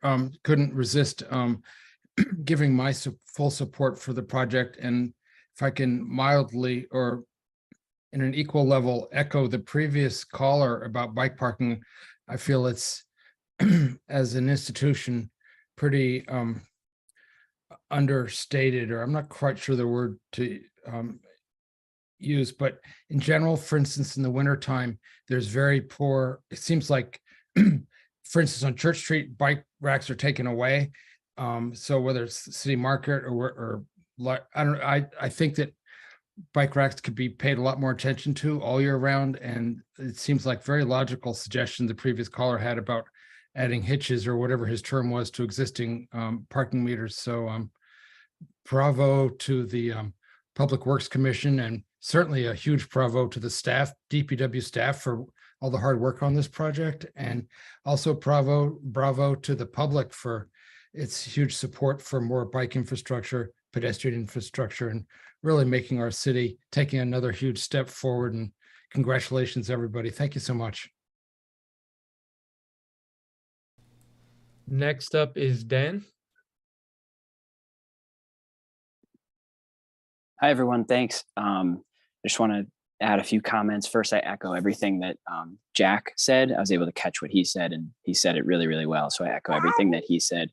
And that I support the removal of parking. The headline for BBC this morning was about how quickly we're going to get to 1.5 degrees Celsius from a climate crisis standpoint, and removing cars and making it easier to walk and bike and take the bus is crucial to mitigating the worst effects of climate change. I also was recently biking in South Burlington at the intersection of Dorset and Kennedy, where the freeway spills out there. And that was my first time there, and just how awful that is when you are on foot or on a bike, and just how this removal of parking, removing of cars from Main Street is just going to make it far more pleasant. People will linger, there will be more trees, the air quality will be better, it will be less noisy, it won't smell as bad. And so I think we should move forward with this. And then finally, extending the protected bike lanes to in front of the school is critical for the next step. So I don't know when DPW is planning on doing that, but doing it one more block so that the kids going to and leaving from school can get right into the protected bike lane is really important, because we have to build out our network. And so that next block is really important, especially for the kids who go to school there. So thank you very much. Thank you. And that is all for public comment. All right, thank you, Mr. Goldie. Last call in the room, public comment? All right. I think we're clear in that case. We'll bring it back to the commission, and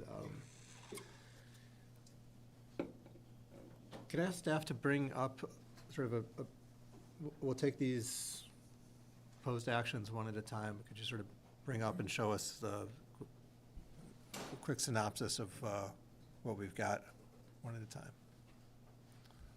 All right. We have 4 proposed actions. Those are sort of take them in order here, and would welcome a motion starting at the top regarding the parking study. I'll move it, but I just have one question about the subtext, like the subtitle. Is that part of the motion as well, or just kind of like a summary there? It is purely just a summary. Okay. It is not part of the motion. Got it. Let me find a different document for you then.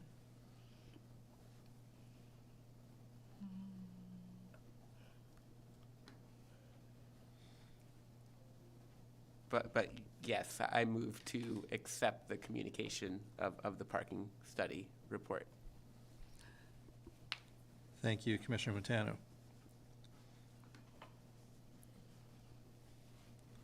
Is there a second? I'll second that motion. Would love to see the language, though. Yeah. Hold on. It's pretty simple. So it says 5D, staff recommends the DPW Commission to accept the parking study laid out in attachment 4.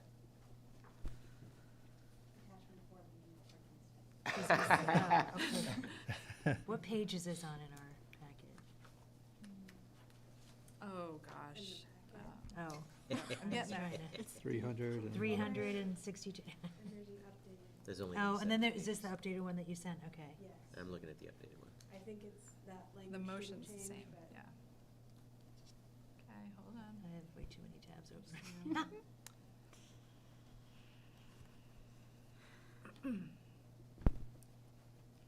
Okay, this is the original packet, although the motion language is the same.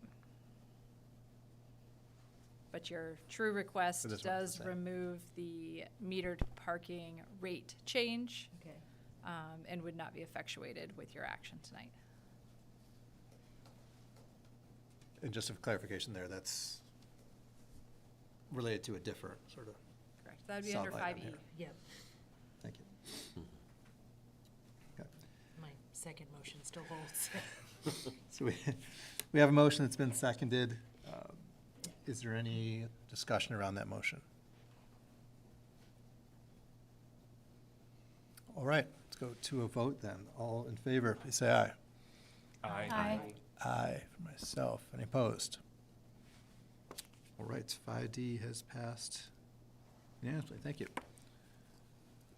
5E. What are we looking at here? Permanent changes. Noting that some have been pulled out from the original packet.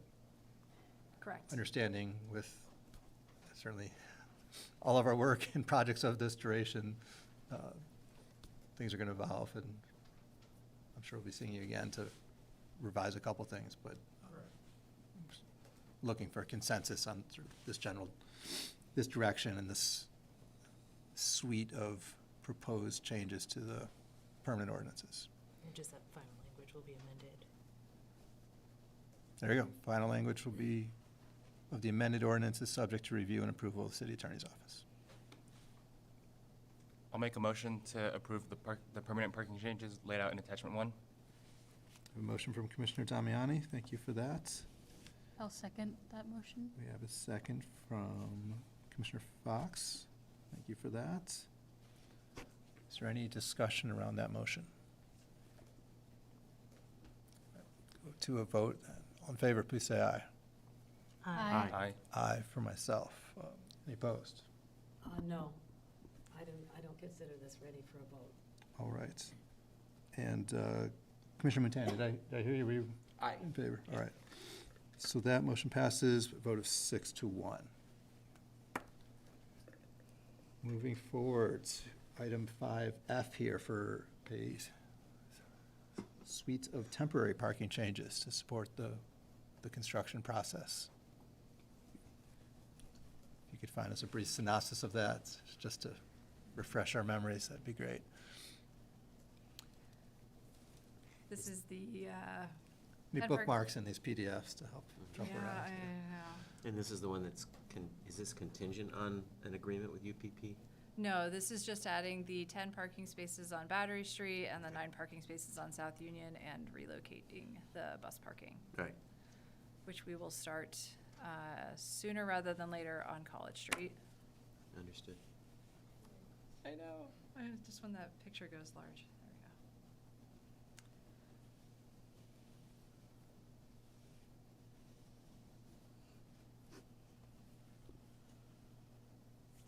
I don't know that there's good motion language here because this is more of a regulation change that we would have proposed during like a consent packet. Sure.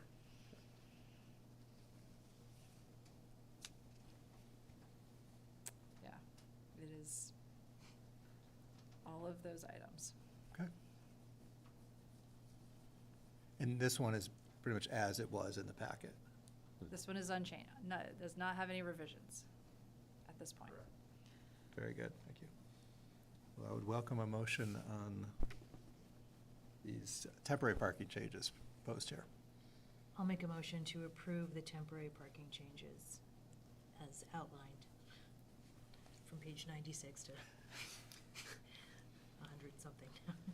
Thank you for that motion, Vice Chair O'Neill Vivanco. Is there a second? I'll second. Oh, go ahead. I guess I second. All right, we'll give a second to Commissioner Montano. Thank you. Is there any discussion around that motion? All right, let's go to a vote. Then. All in favor, please say aye. Aye. Aye. Any opposed? All right. 5F for the temporary parking changes passed unanimously. Moving forward to item 5G for Appendix C corrections. And this is, if I can briefly summarize, this is sort of clarifying things that were not accurately represented in the ordinance today compared to what's on the streets. And duplicative in their overlay in the street network. Thank you. I'll make a motion to accept staff's recommendation on item 5G. Thank you for that motion, Commissioner Barr. I'll second the motion. We have a second from Vice Chair O'Neill Vivanco. Thank you for that. Is there any discussion around this item? All right, let's go to a vote, please. All in favor, please say aye. Aye. Aye for myself. Any opposed? All right, 5G is passed unanimously. Thank you. Thank you all. Appreciate all the work, and we trust we'll see you again soon. Yes.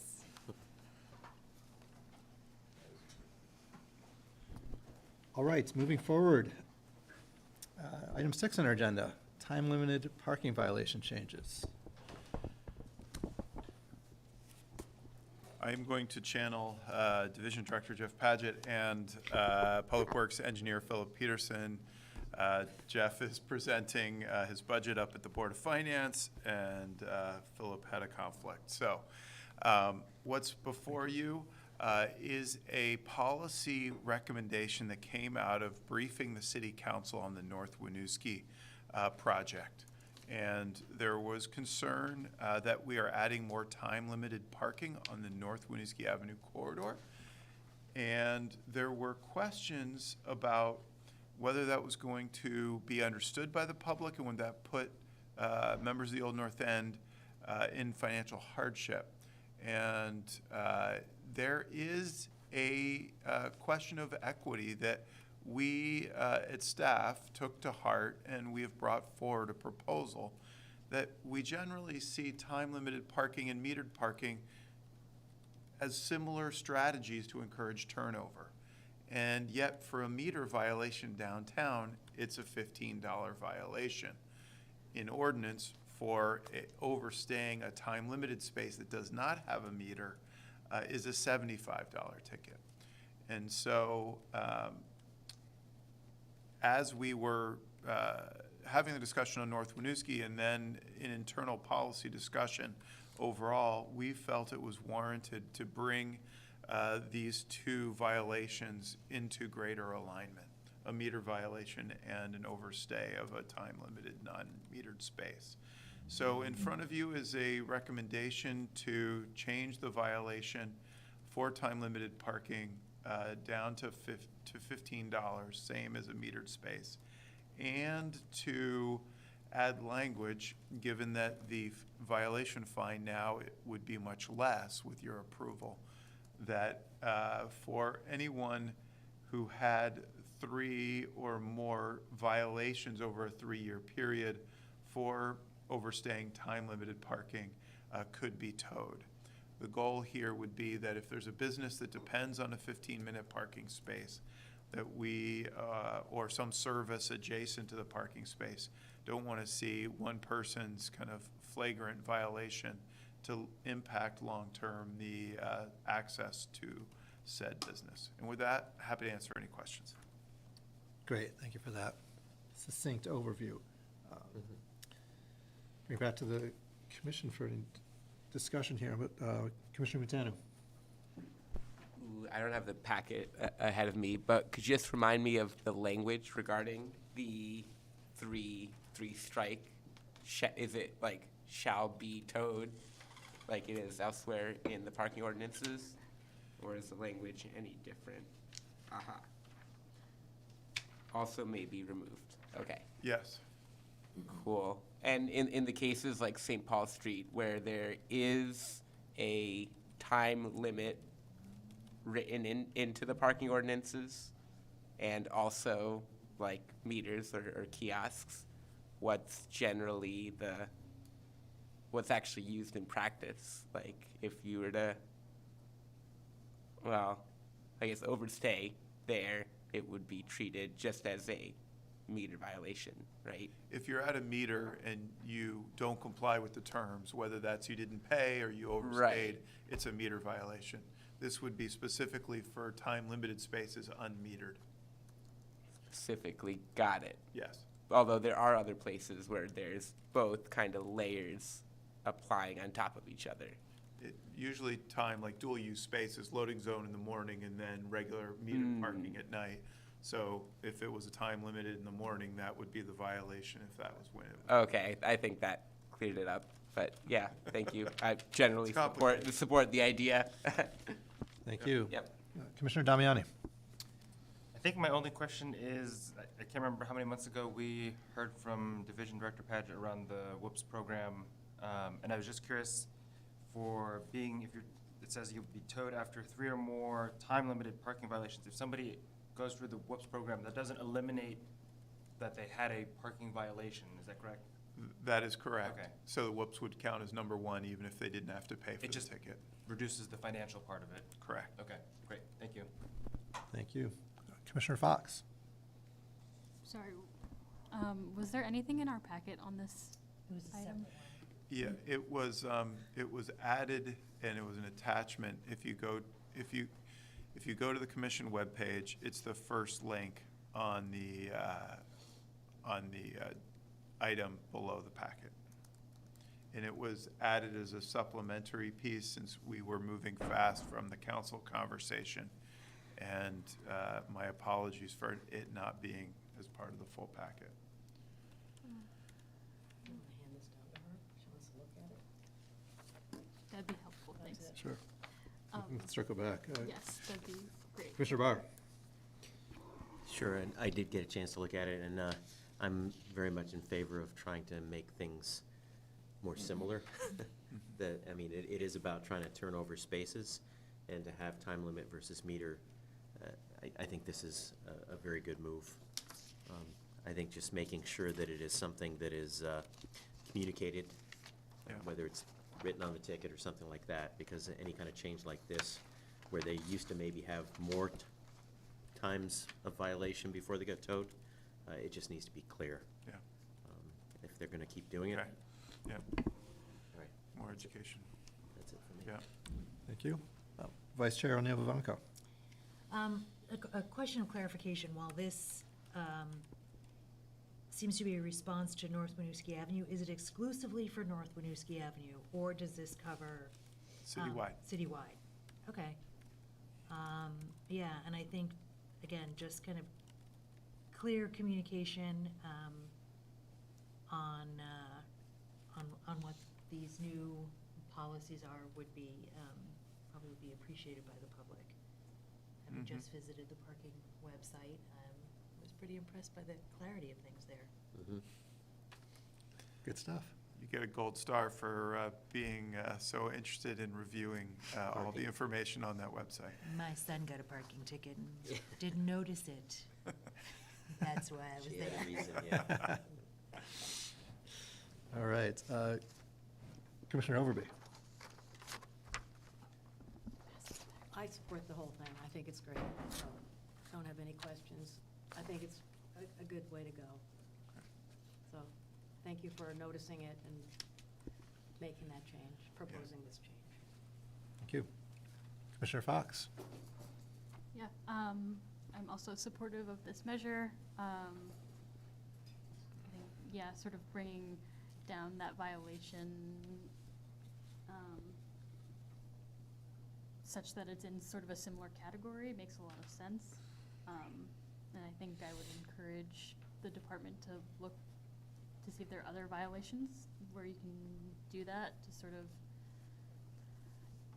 increase consistency and clarity across sort of enforcement. Yeah, that's all. All right, thank you. Nothing further on my end. There appears to be no members of the public left in the room. I guess like one quick extra question. Sure. At the $75 rate for violating a time-limited spot, how many of those are there in an average month, for example? Just like a ballpark estimate. Are we talking like 10-ish or 100-ish? Much more than 10. Okay. I don't have the numbers in front of me. That's something Jeff could do. But we do raise over $1 million in fine revenue each year that helps fund the general fund. So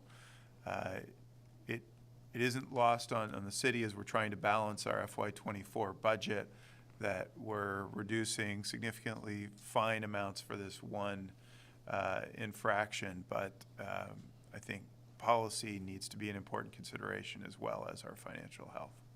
Got it. But this type of violation is a relatively small portion of that total million or so, or? Yes. Okay. Yeah. Thank you. Thank you. Mr. Goulding, can we check on the phone to see if there's anyone interested in speaking public comment on this one? Sure thing, Chair Hogan. At this time, there's no one signed up. Right, thank you for that. With that, I will bring it back to the commission and would welcome a motion. Motion to support staff's recommendation. We have a motion from Commissioner Barr. Thank you for that. A second. We have a second from Commissioner Damiani. Thank you for that. Is there any discussion around that motion? Right, let's go to a vote then, please. All in favor, say aye. Aye. Aye for myself. Any opposed? All right. Item 6 passes unanimously. Thank you. Moving right along to the director's report. All right, great. I'll be quick, and you'll have in separate communication City Engineer Norm Baldwin's and my self-assessment and our proposed goals for '24, going into executive session later tonight to discuss our performance. I did, for the public, put a link to a revisiting a status report on our FY23 goals for our organization, goals and objectives. For the public, any member who's interested to take a look at what we had hoped to achieve in this past year. Actually, it's a 2-year look back through 22 and 23. The director's report mentioned that we've pushed back the toter deadline on requirements to have toters for recycling. We ran out of the 35-gallon toters because they were more popular than we had thought. So given that we weren't able to get them in prior to May 1st, we pushed the deadline back to July 1st. So that said, things are going smoothly with us filling those final orders. Budget updates, you've seen we did present to the council tonight. On the council's website is our draft budget for the year. It's a $10 million budget.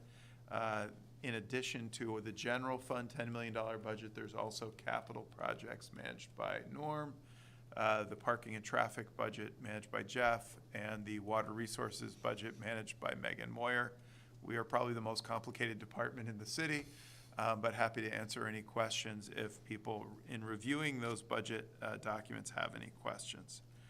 I would say a major success that I want to acknowledge from Norm's team today is that the judge, in reviewing the litigation on the Champlain Parkway, the litigants were alleging that we had not followed the full federal process for getting the proper permits for the Champlain Parkway. Judge ruled in our favor today, and that the project can move forward unimpeded. And just the amount of work that it took to get here was remarkable. Thank you, Norm, and the crew. Is there anything else? Oh, I would just add with Clean Sweep, we did get a number of complaints this year from residents who were concerned with the street-to-street tows, that when we dropped a car in somebody's neighborhood at early morning hours, there were some complaints that it woke people up. So we pivoted very quickly to then start dropping in Perkins Pier for the last 2 nights. There are pros and cons of dropping in different locations, but Perkins Pier seems to be a reasonable location that has good pedestrian access, after hours for people who are tracing down their car at all hours. And we have committed at this point to dropping in lots first away from residential neighborhoods to the extent we possibly can. So we've heard the concerns and are pivoting quickly to respond.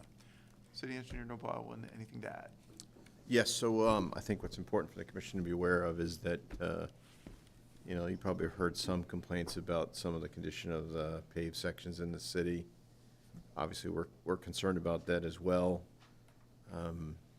We have not yet had a full developed plan for what I say small-scale patching. In other words, you'll have areas where there is clusters of potholes together that we would simply mill a small section, not the full width of the road, to make that repair. And so there's money allocated to patching, but that money can only go so far along with the existing paving plan, and that's concerning. So there's obviously choices to be made in terms of what we can accomplish and what will have to exist for another year.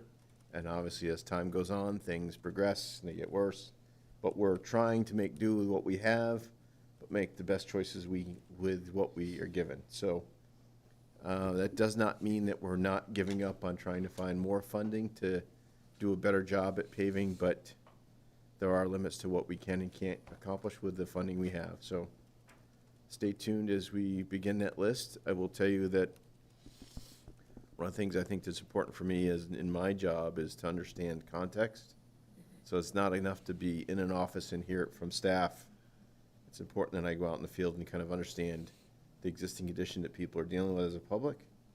So I think it was actually Tuesday, Dora, one of our associate engineers, and I drove around the city for hours and hours. So I got a good sense of where the real ugly spots are. And one of those, obviously, people have said was Stanford Road. So we're trying to not only find those hot spots, but also be equitable in our choices. In other words, there are people who are sitting by quietly suffering through these things. We got to put this work out fair and equitably and be thoughtful. And so we're trying to put all those pieces together that make sense for the public. So we'll have that patching list to you very likely by that next meeting. Yep. Great, thank you for that. Yep. All right, appreciate that update. With that, I will move forward to Commissioner Communications. Let's start with Commissioner Damiani. Great, thank you. Just speaking to the budget conversations that I guess multiple DPW staff are going to Board of Finance for tonight and probably at other meetings as well. I guess being new to the commission, sort of what opportunity does the commission have to provide input on some of that, given that money is what is going to help a lot of the issues that we're facing in the future? So one thing I think is important for the commission to understand is the budgets you see or they're presented are the asks for, additional asks for this coming fiscal year. Yep. And there's already existing funding within certain projects that we're making use of.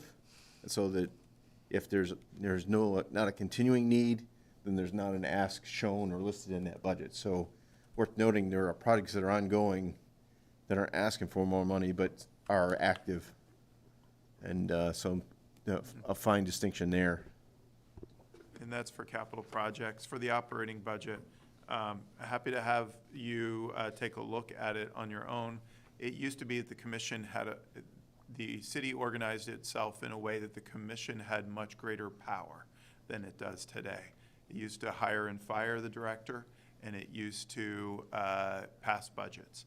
Currently, that authority has been taken back by the city council, who now the mayor appoints people in the council.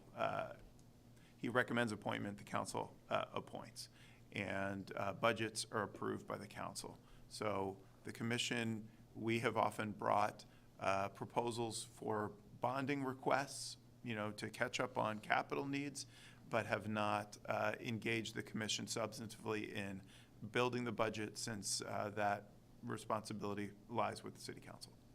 Great, thank you. Yep. And then the FY24 goals that were sent to the commission a couple days ago, does that eventually turn into sort of the chart that you provided for sort of looking back, and that's just a continual process? Yes, usually we develop the chart for the proposed coming year goals and bring that to you, which we will in the coming months. We'll take what our self-assessment language had for what Norm and I are looking to do in the coming year, but then we'll reflect more broadly to the organization as a whole. Put together that chart for the looking forward piece so that you have a good measuring stick to see how you think the department did when you're looking back. Great. And then my final comment is, while I don't generally support free parking, I just happen to notice on the past few Sundays a lot of folks utilizing private lots on Sundays when they could have parked for free on city streets. So I just wanted to emphasize making it known that there is free city parking available on Sundays as many places as we can do that. Great. We will continue to remind folks, and I'm sure Mr. Goulding, who's listening in, can help us get that message out. So for Thank you. capital project, I just said we'd also note that we are trying to make our dollars go as far as we can and working very closely with CT offices about pursuing grant opportunities. And obviously it comes with strings attached. When you use other people's money, that means potentially that project could be more complex, take longer through a public permitting process, but is probably the only way we can really find a way to kind of make our dollars go as far as they can. So we're working pretty hard to capture as many other people's monies as possible, given the limitations of our budget.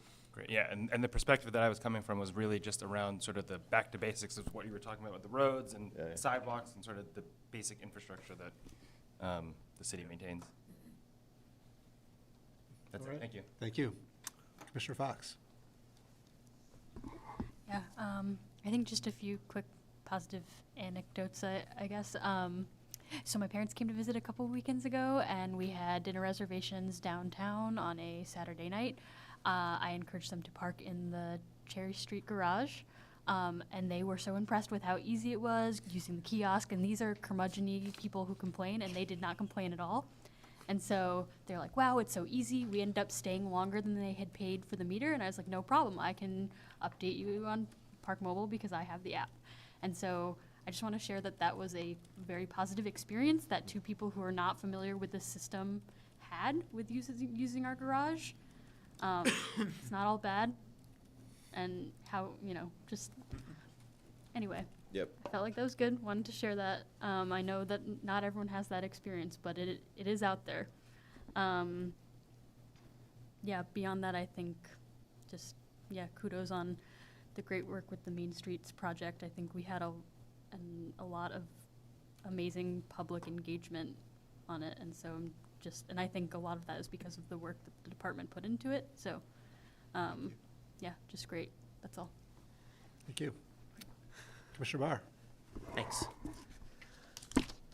I want to echo the laudatory remarks of the staff and how fantastic you've been working these past many years that I've been on this commission. I would say, too, that my neighborhood in particular has applied for grants.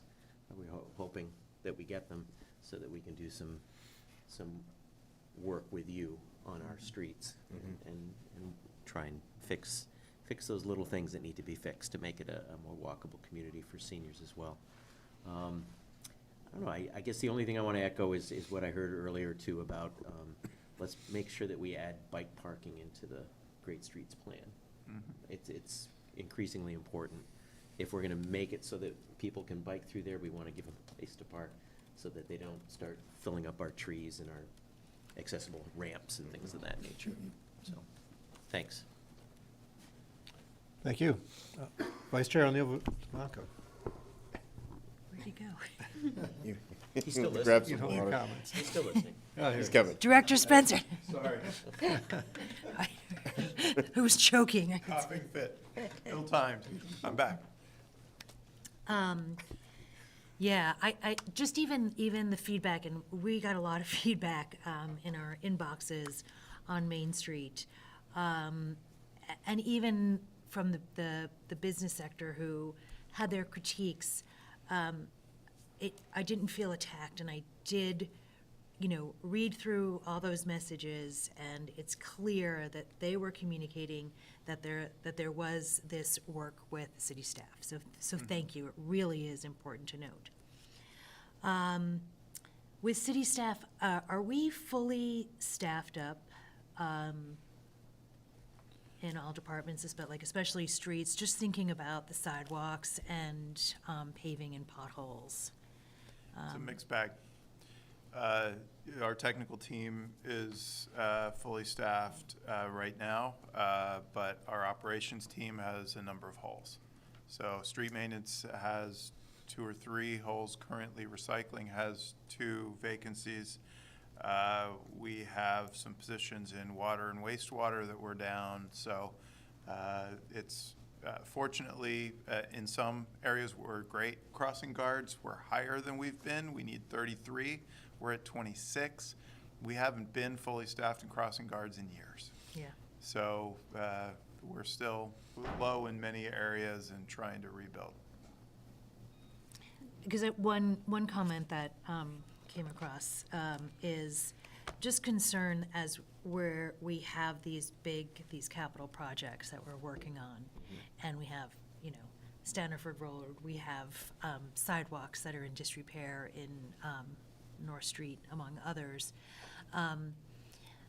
that Public Works has the capacity to not only engage and deliver on these capital projects, but also maintain our neighborhood infrastructure adequately and equitably and in a timely manner. Yeah. So I think being able to at least communicate out, you said you were going to come up with a patching list. I even think of sidewalks, because we all use them to get even from our vehicle, right? And that equity piece is, making sure that those heavily corridored areas where people walk the most, where there's lower ownership of private vehicles, whatever the equity calculation we use, that it takes all those bits into consideration. Yeah. And then I guess updates on staffing as kind of we move through this construction season would be helpful. Okay. 2 more things. One is the clean sweep. Many streets, including my own, are having their pipes relined. So there's gravel, there's hoses, and so forth. So I know, or if you did come through, I doubt you did.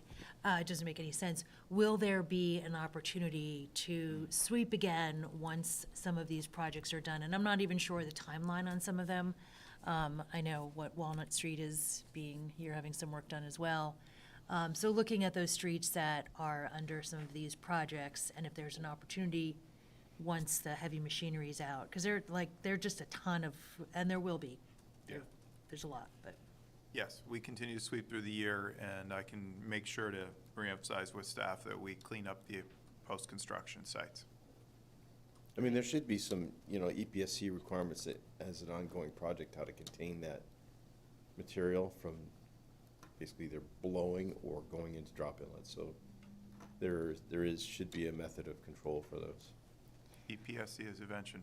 Erosion Prevention, sediment sediment control. Okay. control. Yeah, Right. I mean, I just think, there's gravel at the end of every single driveway because it's holding the hoses down, and there are 3 big holes in our street.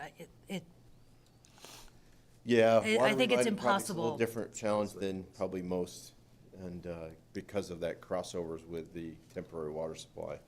Exactly. So it is not a critique. It is just Yeah. when we're done. Yep. Can we It most tidy up? definitely needs to be Yeah. picked up and packed away. Yeah, it'll be Yeah. great. And then finally, I wish Division Director Paget were here. I really appreciate his work and staff's work on that progressive penalty structure with the non-metered violations. Yeah. Thank you. And again, my visit to the parking site, it was great because apparently my son did not see the parking ticket that he received. And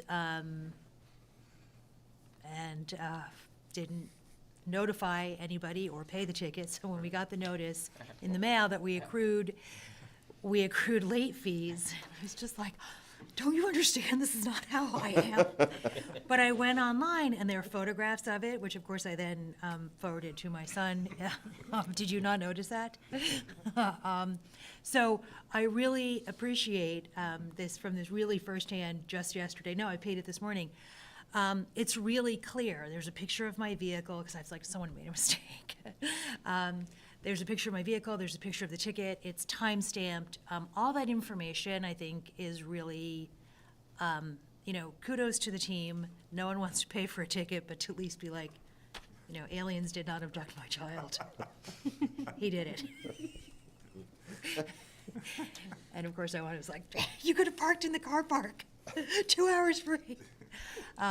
But no, thanks to Jeff and his team on that. So thank you. We'll pass it on. Yeah. Good stuff, thank you. Commissioner Overby. I have two questions that are related to the director's report and also some other comments. But the first one, in your director's report about the Colchester Avenue project updates, it says that you're going to have the city council, reconfirm their preferred alternatives. And I have had that concern about the Colchester-Barrett five-way, Colchester-Barrett Riverside thing.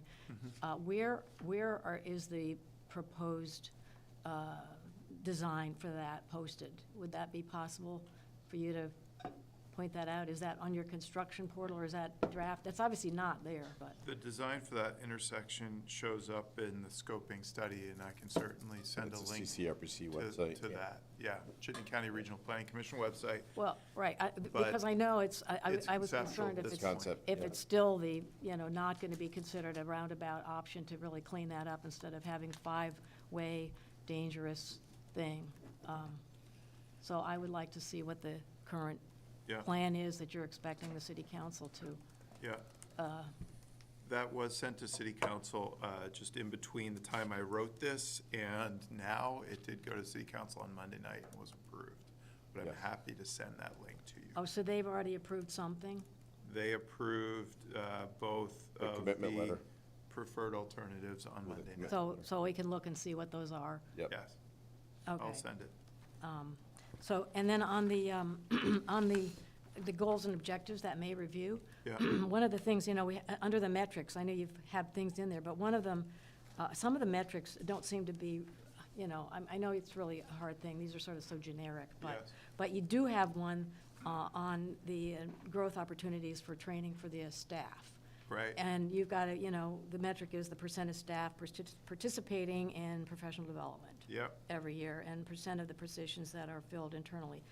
Do you have that percentage? I mean, it just says work in progress. Doesn't say we had, and maybe that percentage is not the best way. You could just say 6 people took training, but I think it's really important, for the morale of the staff. And so we had that as a metric. Maybe you chose to do that. You don't have to give me that now if you don't know, obviously, but. No, I'm happy to say the reason it's a work in progress is we've switched over our training platform. So we used to have very clear numbers that I could give you. We switched it mid-year, so we don't for this year have that number, but next year we will have that number for you. Yeah. Well, I appreciate things that are real numbers. Yeah. Which would be great. Yeah. And I do have a couple comments. The first one is I was very shocked to hear about Jared Wood passing when I watched the video from the last meeting, and I'm sad to hear that because I spoke with him numerous times. He called me and asked me about things, and we had wide-ranging conversations beyond public works things, and I'm really sorry to hear that. The next comment I want to make is about the parking discussion that, in the communications that we had today in this meeting. Because the discussion about parking, I think it's a generational issue about switching more to biking and walking. But, and it's also in some ways a class issue.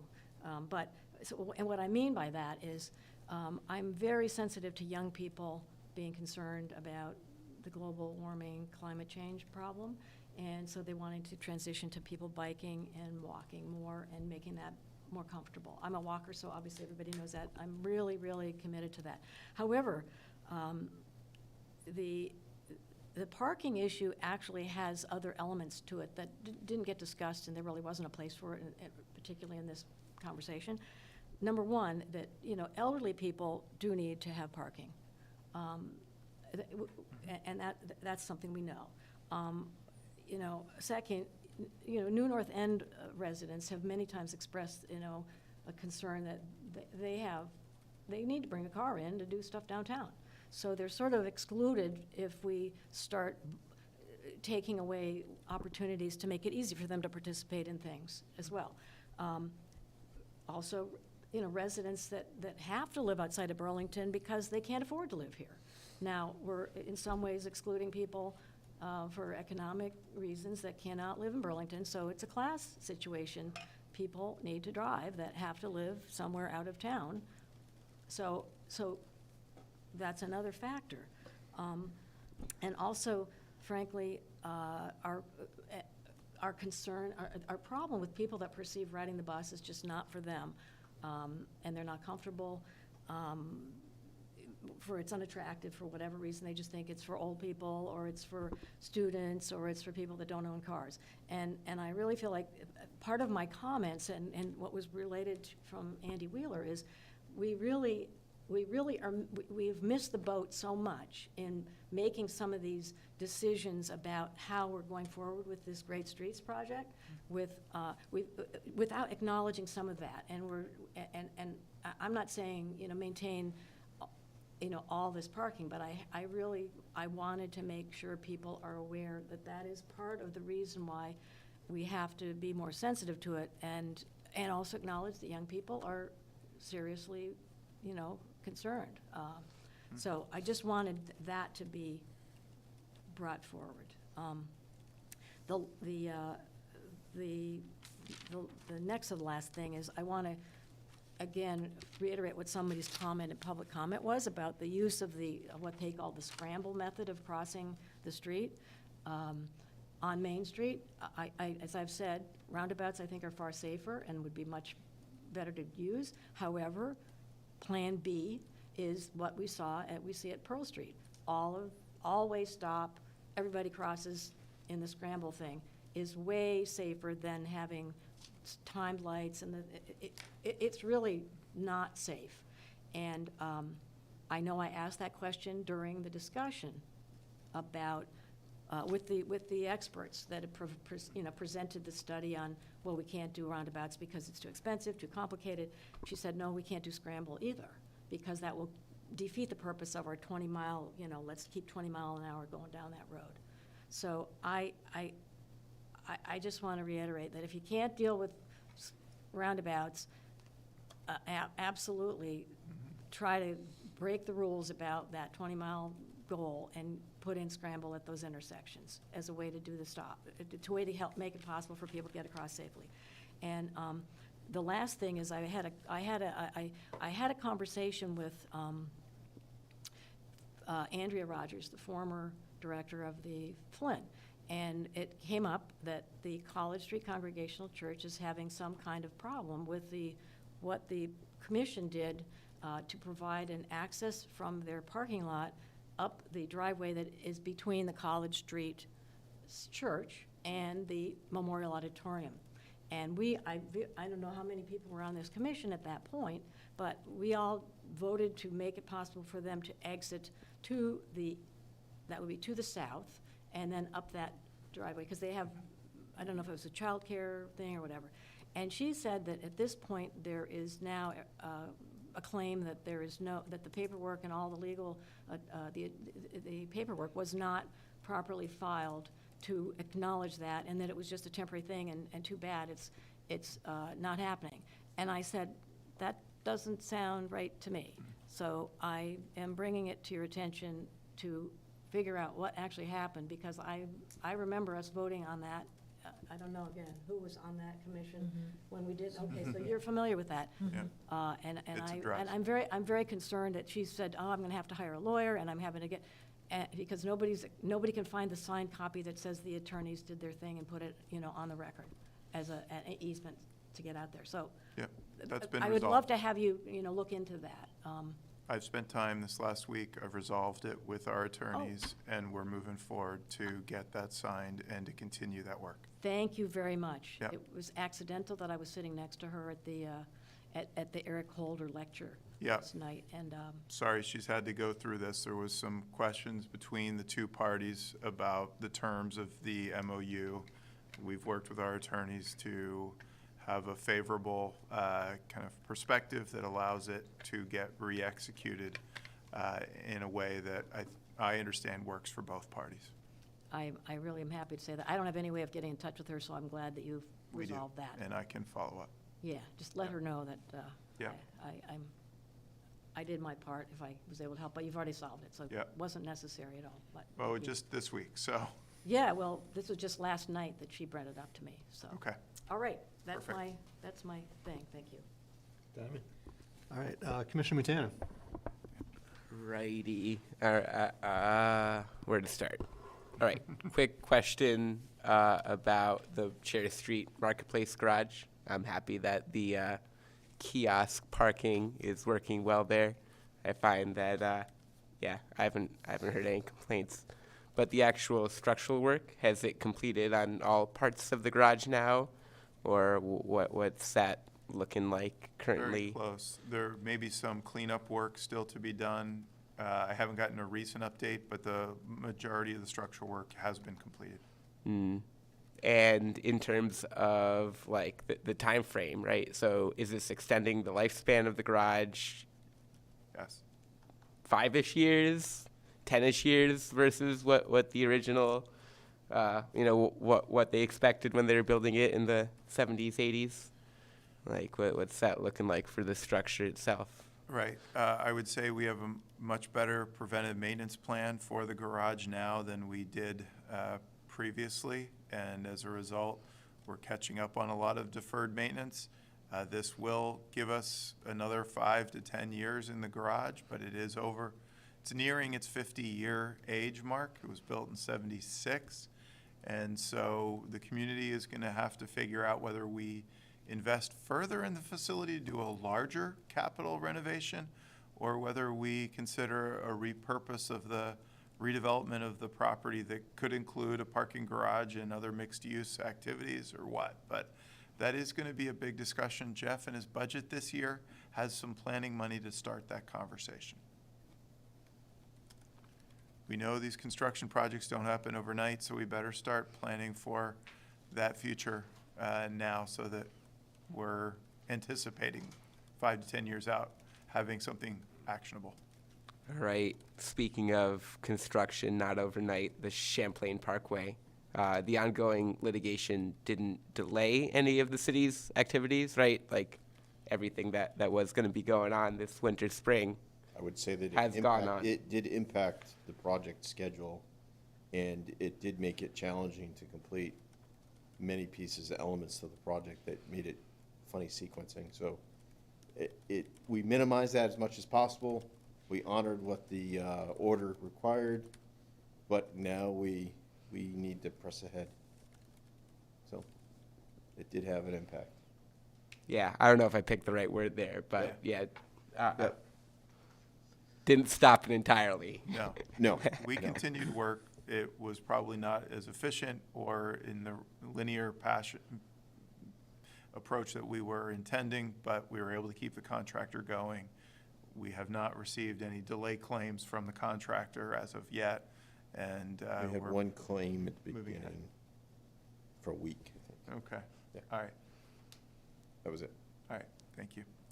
Alrighty, and the last thing, kind of tying into the Main Street Great Streets and Solveig's comments, or Commissioner Overby's, about access and how some people, say living in the new north end of the city, necessarily need to use their cars in order to access downtown, which, yeah, certainly, but relating to like the buses actually access into the downtown core from all of the different parts of the city could be a little bit better, in the sense that for a lot of people, your only option is to use the car if you have 20 and sometimes 30-minute headways, basically in every neighborhood of the city. So certainly this isn't something the city could do alone, but investigating more frequent headways on, I would say, each of the trunk lines, spokes going out from downtown, if not to their final destinations, at least to somewhere closer to the city center, where at least people living within the city limits and in the development going on in South Burlington especially, could have buses as an actual meaningful alternative, as opposed to not something they would ever consider. So one thing worth noting, and you may or may not have picked up on the design for Main Street, Gray Streets, but there are 3 primary transit stops that are going to be an improvement to what we currently have now. One of those key ones is Church and Main. And one of the things that we struggled with in terms of use of space is the fact that the bus has 2 doors, front and back, and how you have a landing to accept people loading or disembarking out of the bus. So that takes a huge amount of space, but we believe that that is, first of high priority, that we understand and know that transit services significantly more people than, say, 2 or 3 cars turning over in a day. And so that is an important balance to be had. I would also say, addressing some of Solveig's concerns about people with disabilities and access to parking, that was very mindful of the design, and we've had a lot of discussions internally about the balance between parking and transit and bikes and pedestrians. You know, we've not just wholesale looked to eliminate parking because we think walking and biking is the only priority. There is this balance, and I think it took considerable work on Chapin's part to find that right balance, working with all these different partners who have an interest, whether it be the businesses, the walking and biking community, so on and so forth. So it's gone through a number of deep dive iterations with our design team, our staff, Chapin with the public. So it's arrived where it's arrived for reasons, and it is certainly a new balance from what we've had before, where our mindset was only, let's serve parking needs. This is going to create more broader public space for those other activities that I think are important contemporarily with how people see a street should behave and operate and function. Along with activating businesses and having open spaces where they can make use of that front space. So there's a lot of good, positive things that coming out of this design, I think. Totally, I wouldn't doubt that for a minute. Yep. But if the buses, even like the number 1 bus had 7-minute headways instead of 20 minutes, then you wouldn't even need that second door. Like, people could just hop on, hop off, right? Whatever. If the dwell time's a little bit longer, that's all right. Like it's an option that's just there for people whenever. I don't know, just something to Board's consider. Talking about a big push this next legislative session on transit funding. A study's been done. We'd welcome your participation and the community's participation as we try to adjust the funding, which is still predominantly for local match on the property tax. Thank you. Yeah, I've been kind of thinking about that kind of city contribution aspect as well. But yeah, that's. Please. I just wanted to ask a question about those you prompted me to think about, those bike lockers that are in the Cherry Street parking lot? What can be done with those to repurpose them? Because I see them sitting there, and I think they really could have a life somewhere. Don't know. Okay, so they're still no decision yet? No. Okay. Stay tuned. Stay tuned, yeah. Yep. A couple things on my end. My street benefited from some fresh sidewalk replacement since we met last, which is exciting. I think No generally. special favors, of course. That's right. Yeah, that's my next question. Generally, the work was good. It was a contractor crew from Ireland, and picking my neighbors, I think people were pleased with the quality of the work. And See Maddie out there? What's that? Did you see Maddie out there working with? No. No. Okay. She's a big part of our success of our program. Is Yeah. curious. Oh, Glad great. to see her out there. I didn't, but it was cool watching that. Yeah. About, it was tough to get the kids to school some mornings. They really wanted Yeah. to watch the action. Yep. But yeah, generally the feedback was good. The crews were courteous and appreciate the work. I'll send along a couple other comments. There was like some litter that got left behind and then grass seeded over the top of and things, which maybe just Great. a little attention to detail on the cleanup stages could be Please due. get us that. This contract's been working all summer long, so. Yeah, very good. Curious about the prioritization. Like, can the public look somewhere and sort of see the queue of what's up? I mean, I feel like So when we've you talk seen about somewhere like prioritization, the I mean, list what of system you're referring to, sidewalk or paving? Sidewalk. sidewalks. So sidewalk, there is this whole redevised process of incorporating equity within that decision-making. And there's the internal math of how these these sidewalks are selected. And there's this whole thing of short run versus long run. So it's very complicated. I'm not sure how we've communicated and shared it with the commission, but it's a process that's evolved significantly over the last 2 years. We've shared the methodology, not the numbers per se, but if Right. there are commissioners who are interested in the numbers, we'd be happy to meet with you and show you the numbers. And we've been reluctant to just be completely open with all the numbers because it is very complex in a technical document that some people will say, well, why is one sidewalk section higher than another?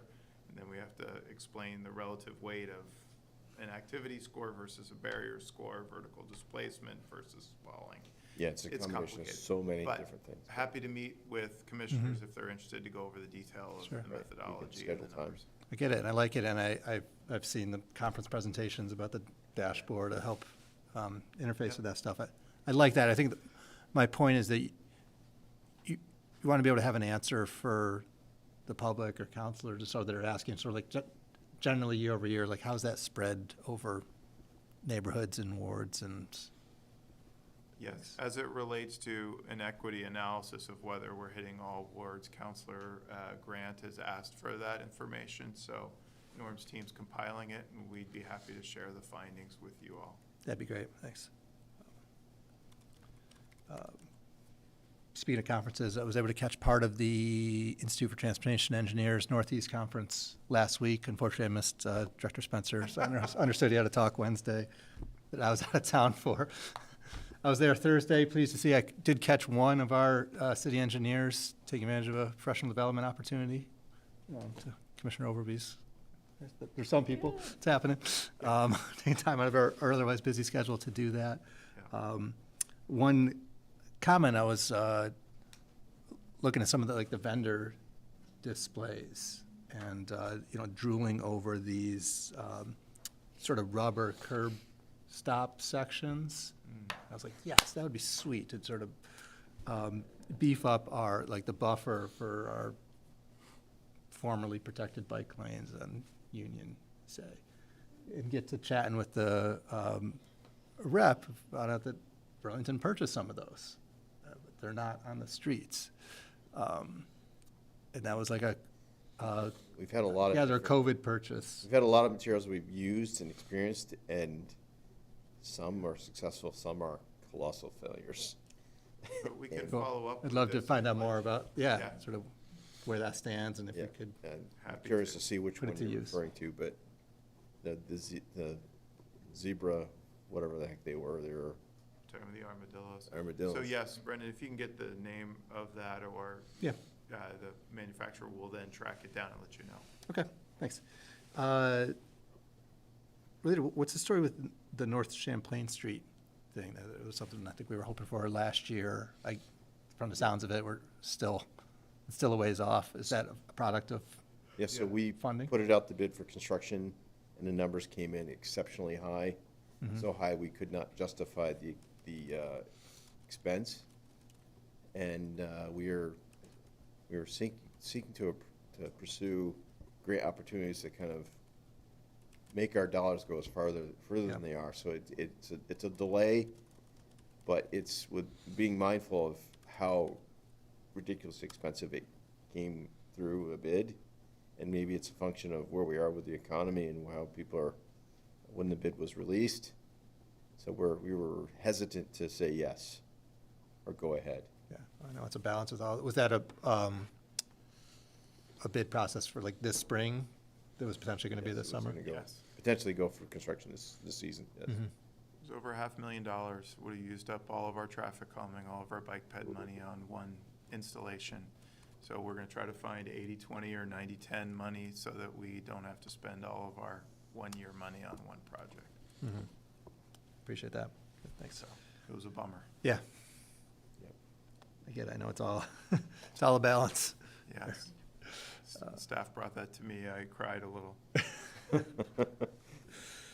share your tears there. Okay. Nothing further on my end. With that, we're not adjourning, but the next item on our agenda is to move into executive session for leadership annual reviews. I will welcome a motion to go into executive session. If everyone has one. We have a motion from Commissioner Barr. Thank you. Seconded. The second from Commissioner Fox. Is there any discussion around that motion? All right, so let's go to a vote. All in favor, please say aye. Aye. Aye for myself. Any opposed? All right, we are entering executive session at 9:17. Thank you all. CTV, I think at this point, there will be no action taken after executive session, so you all can wrap up, and these folks will reconvene in another room, give you the ability to wrap up. Thanks so much. Recording stopped. I don't know. Okay, I was just curious. I got some snacks for you all too.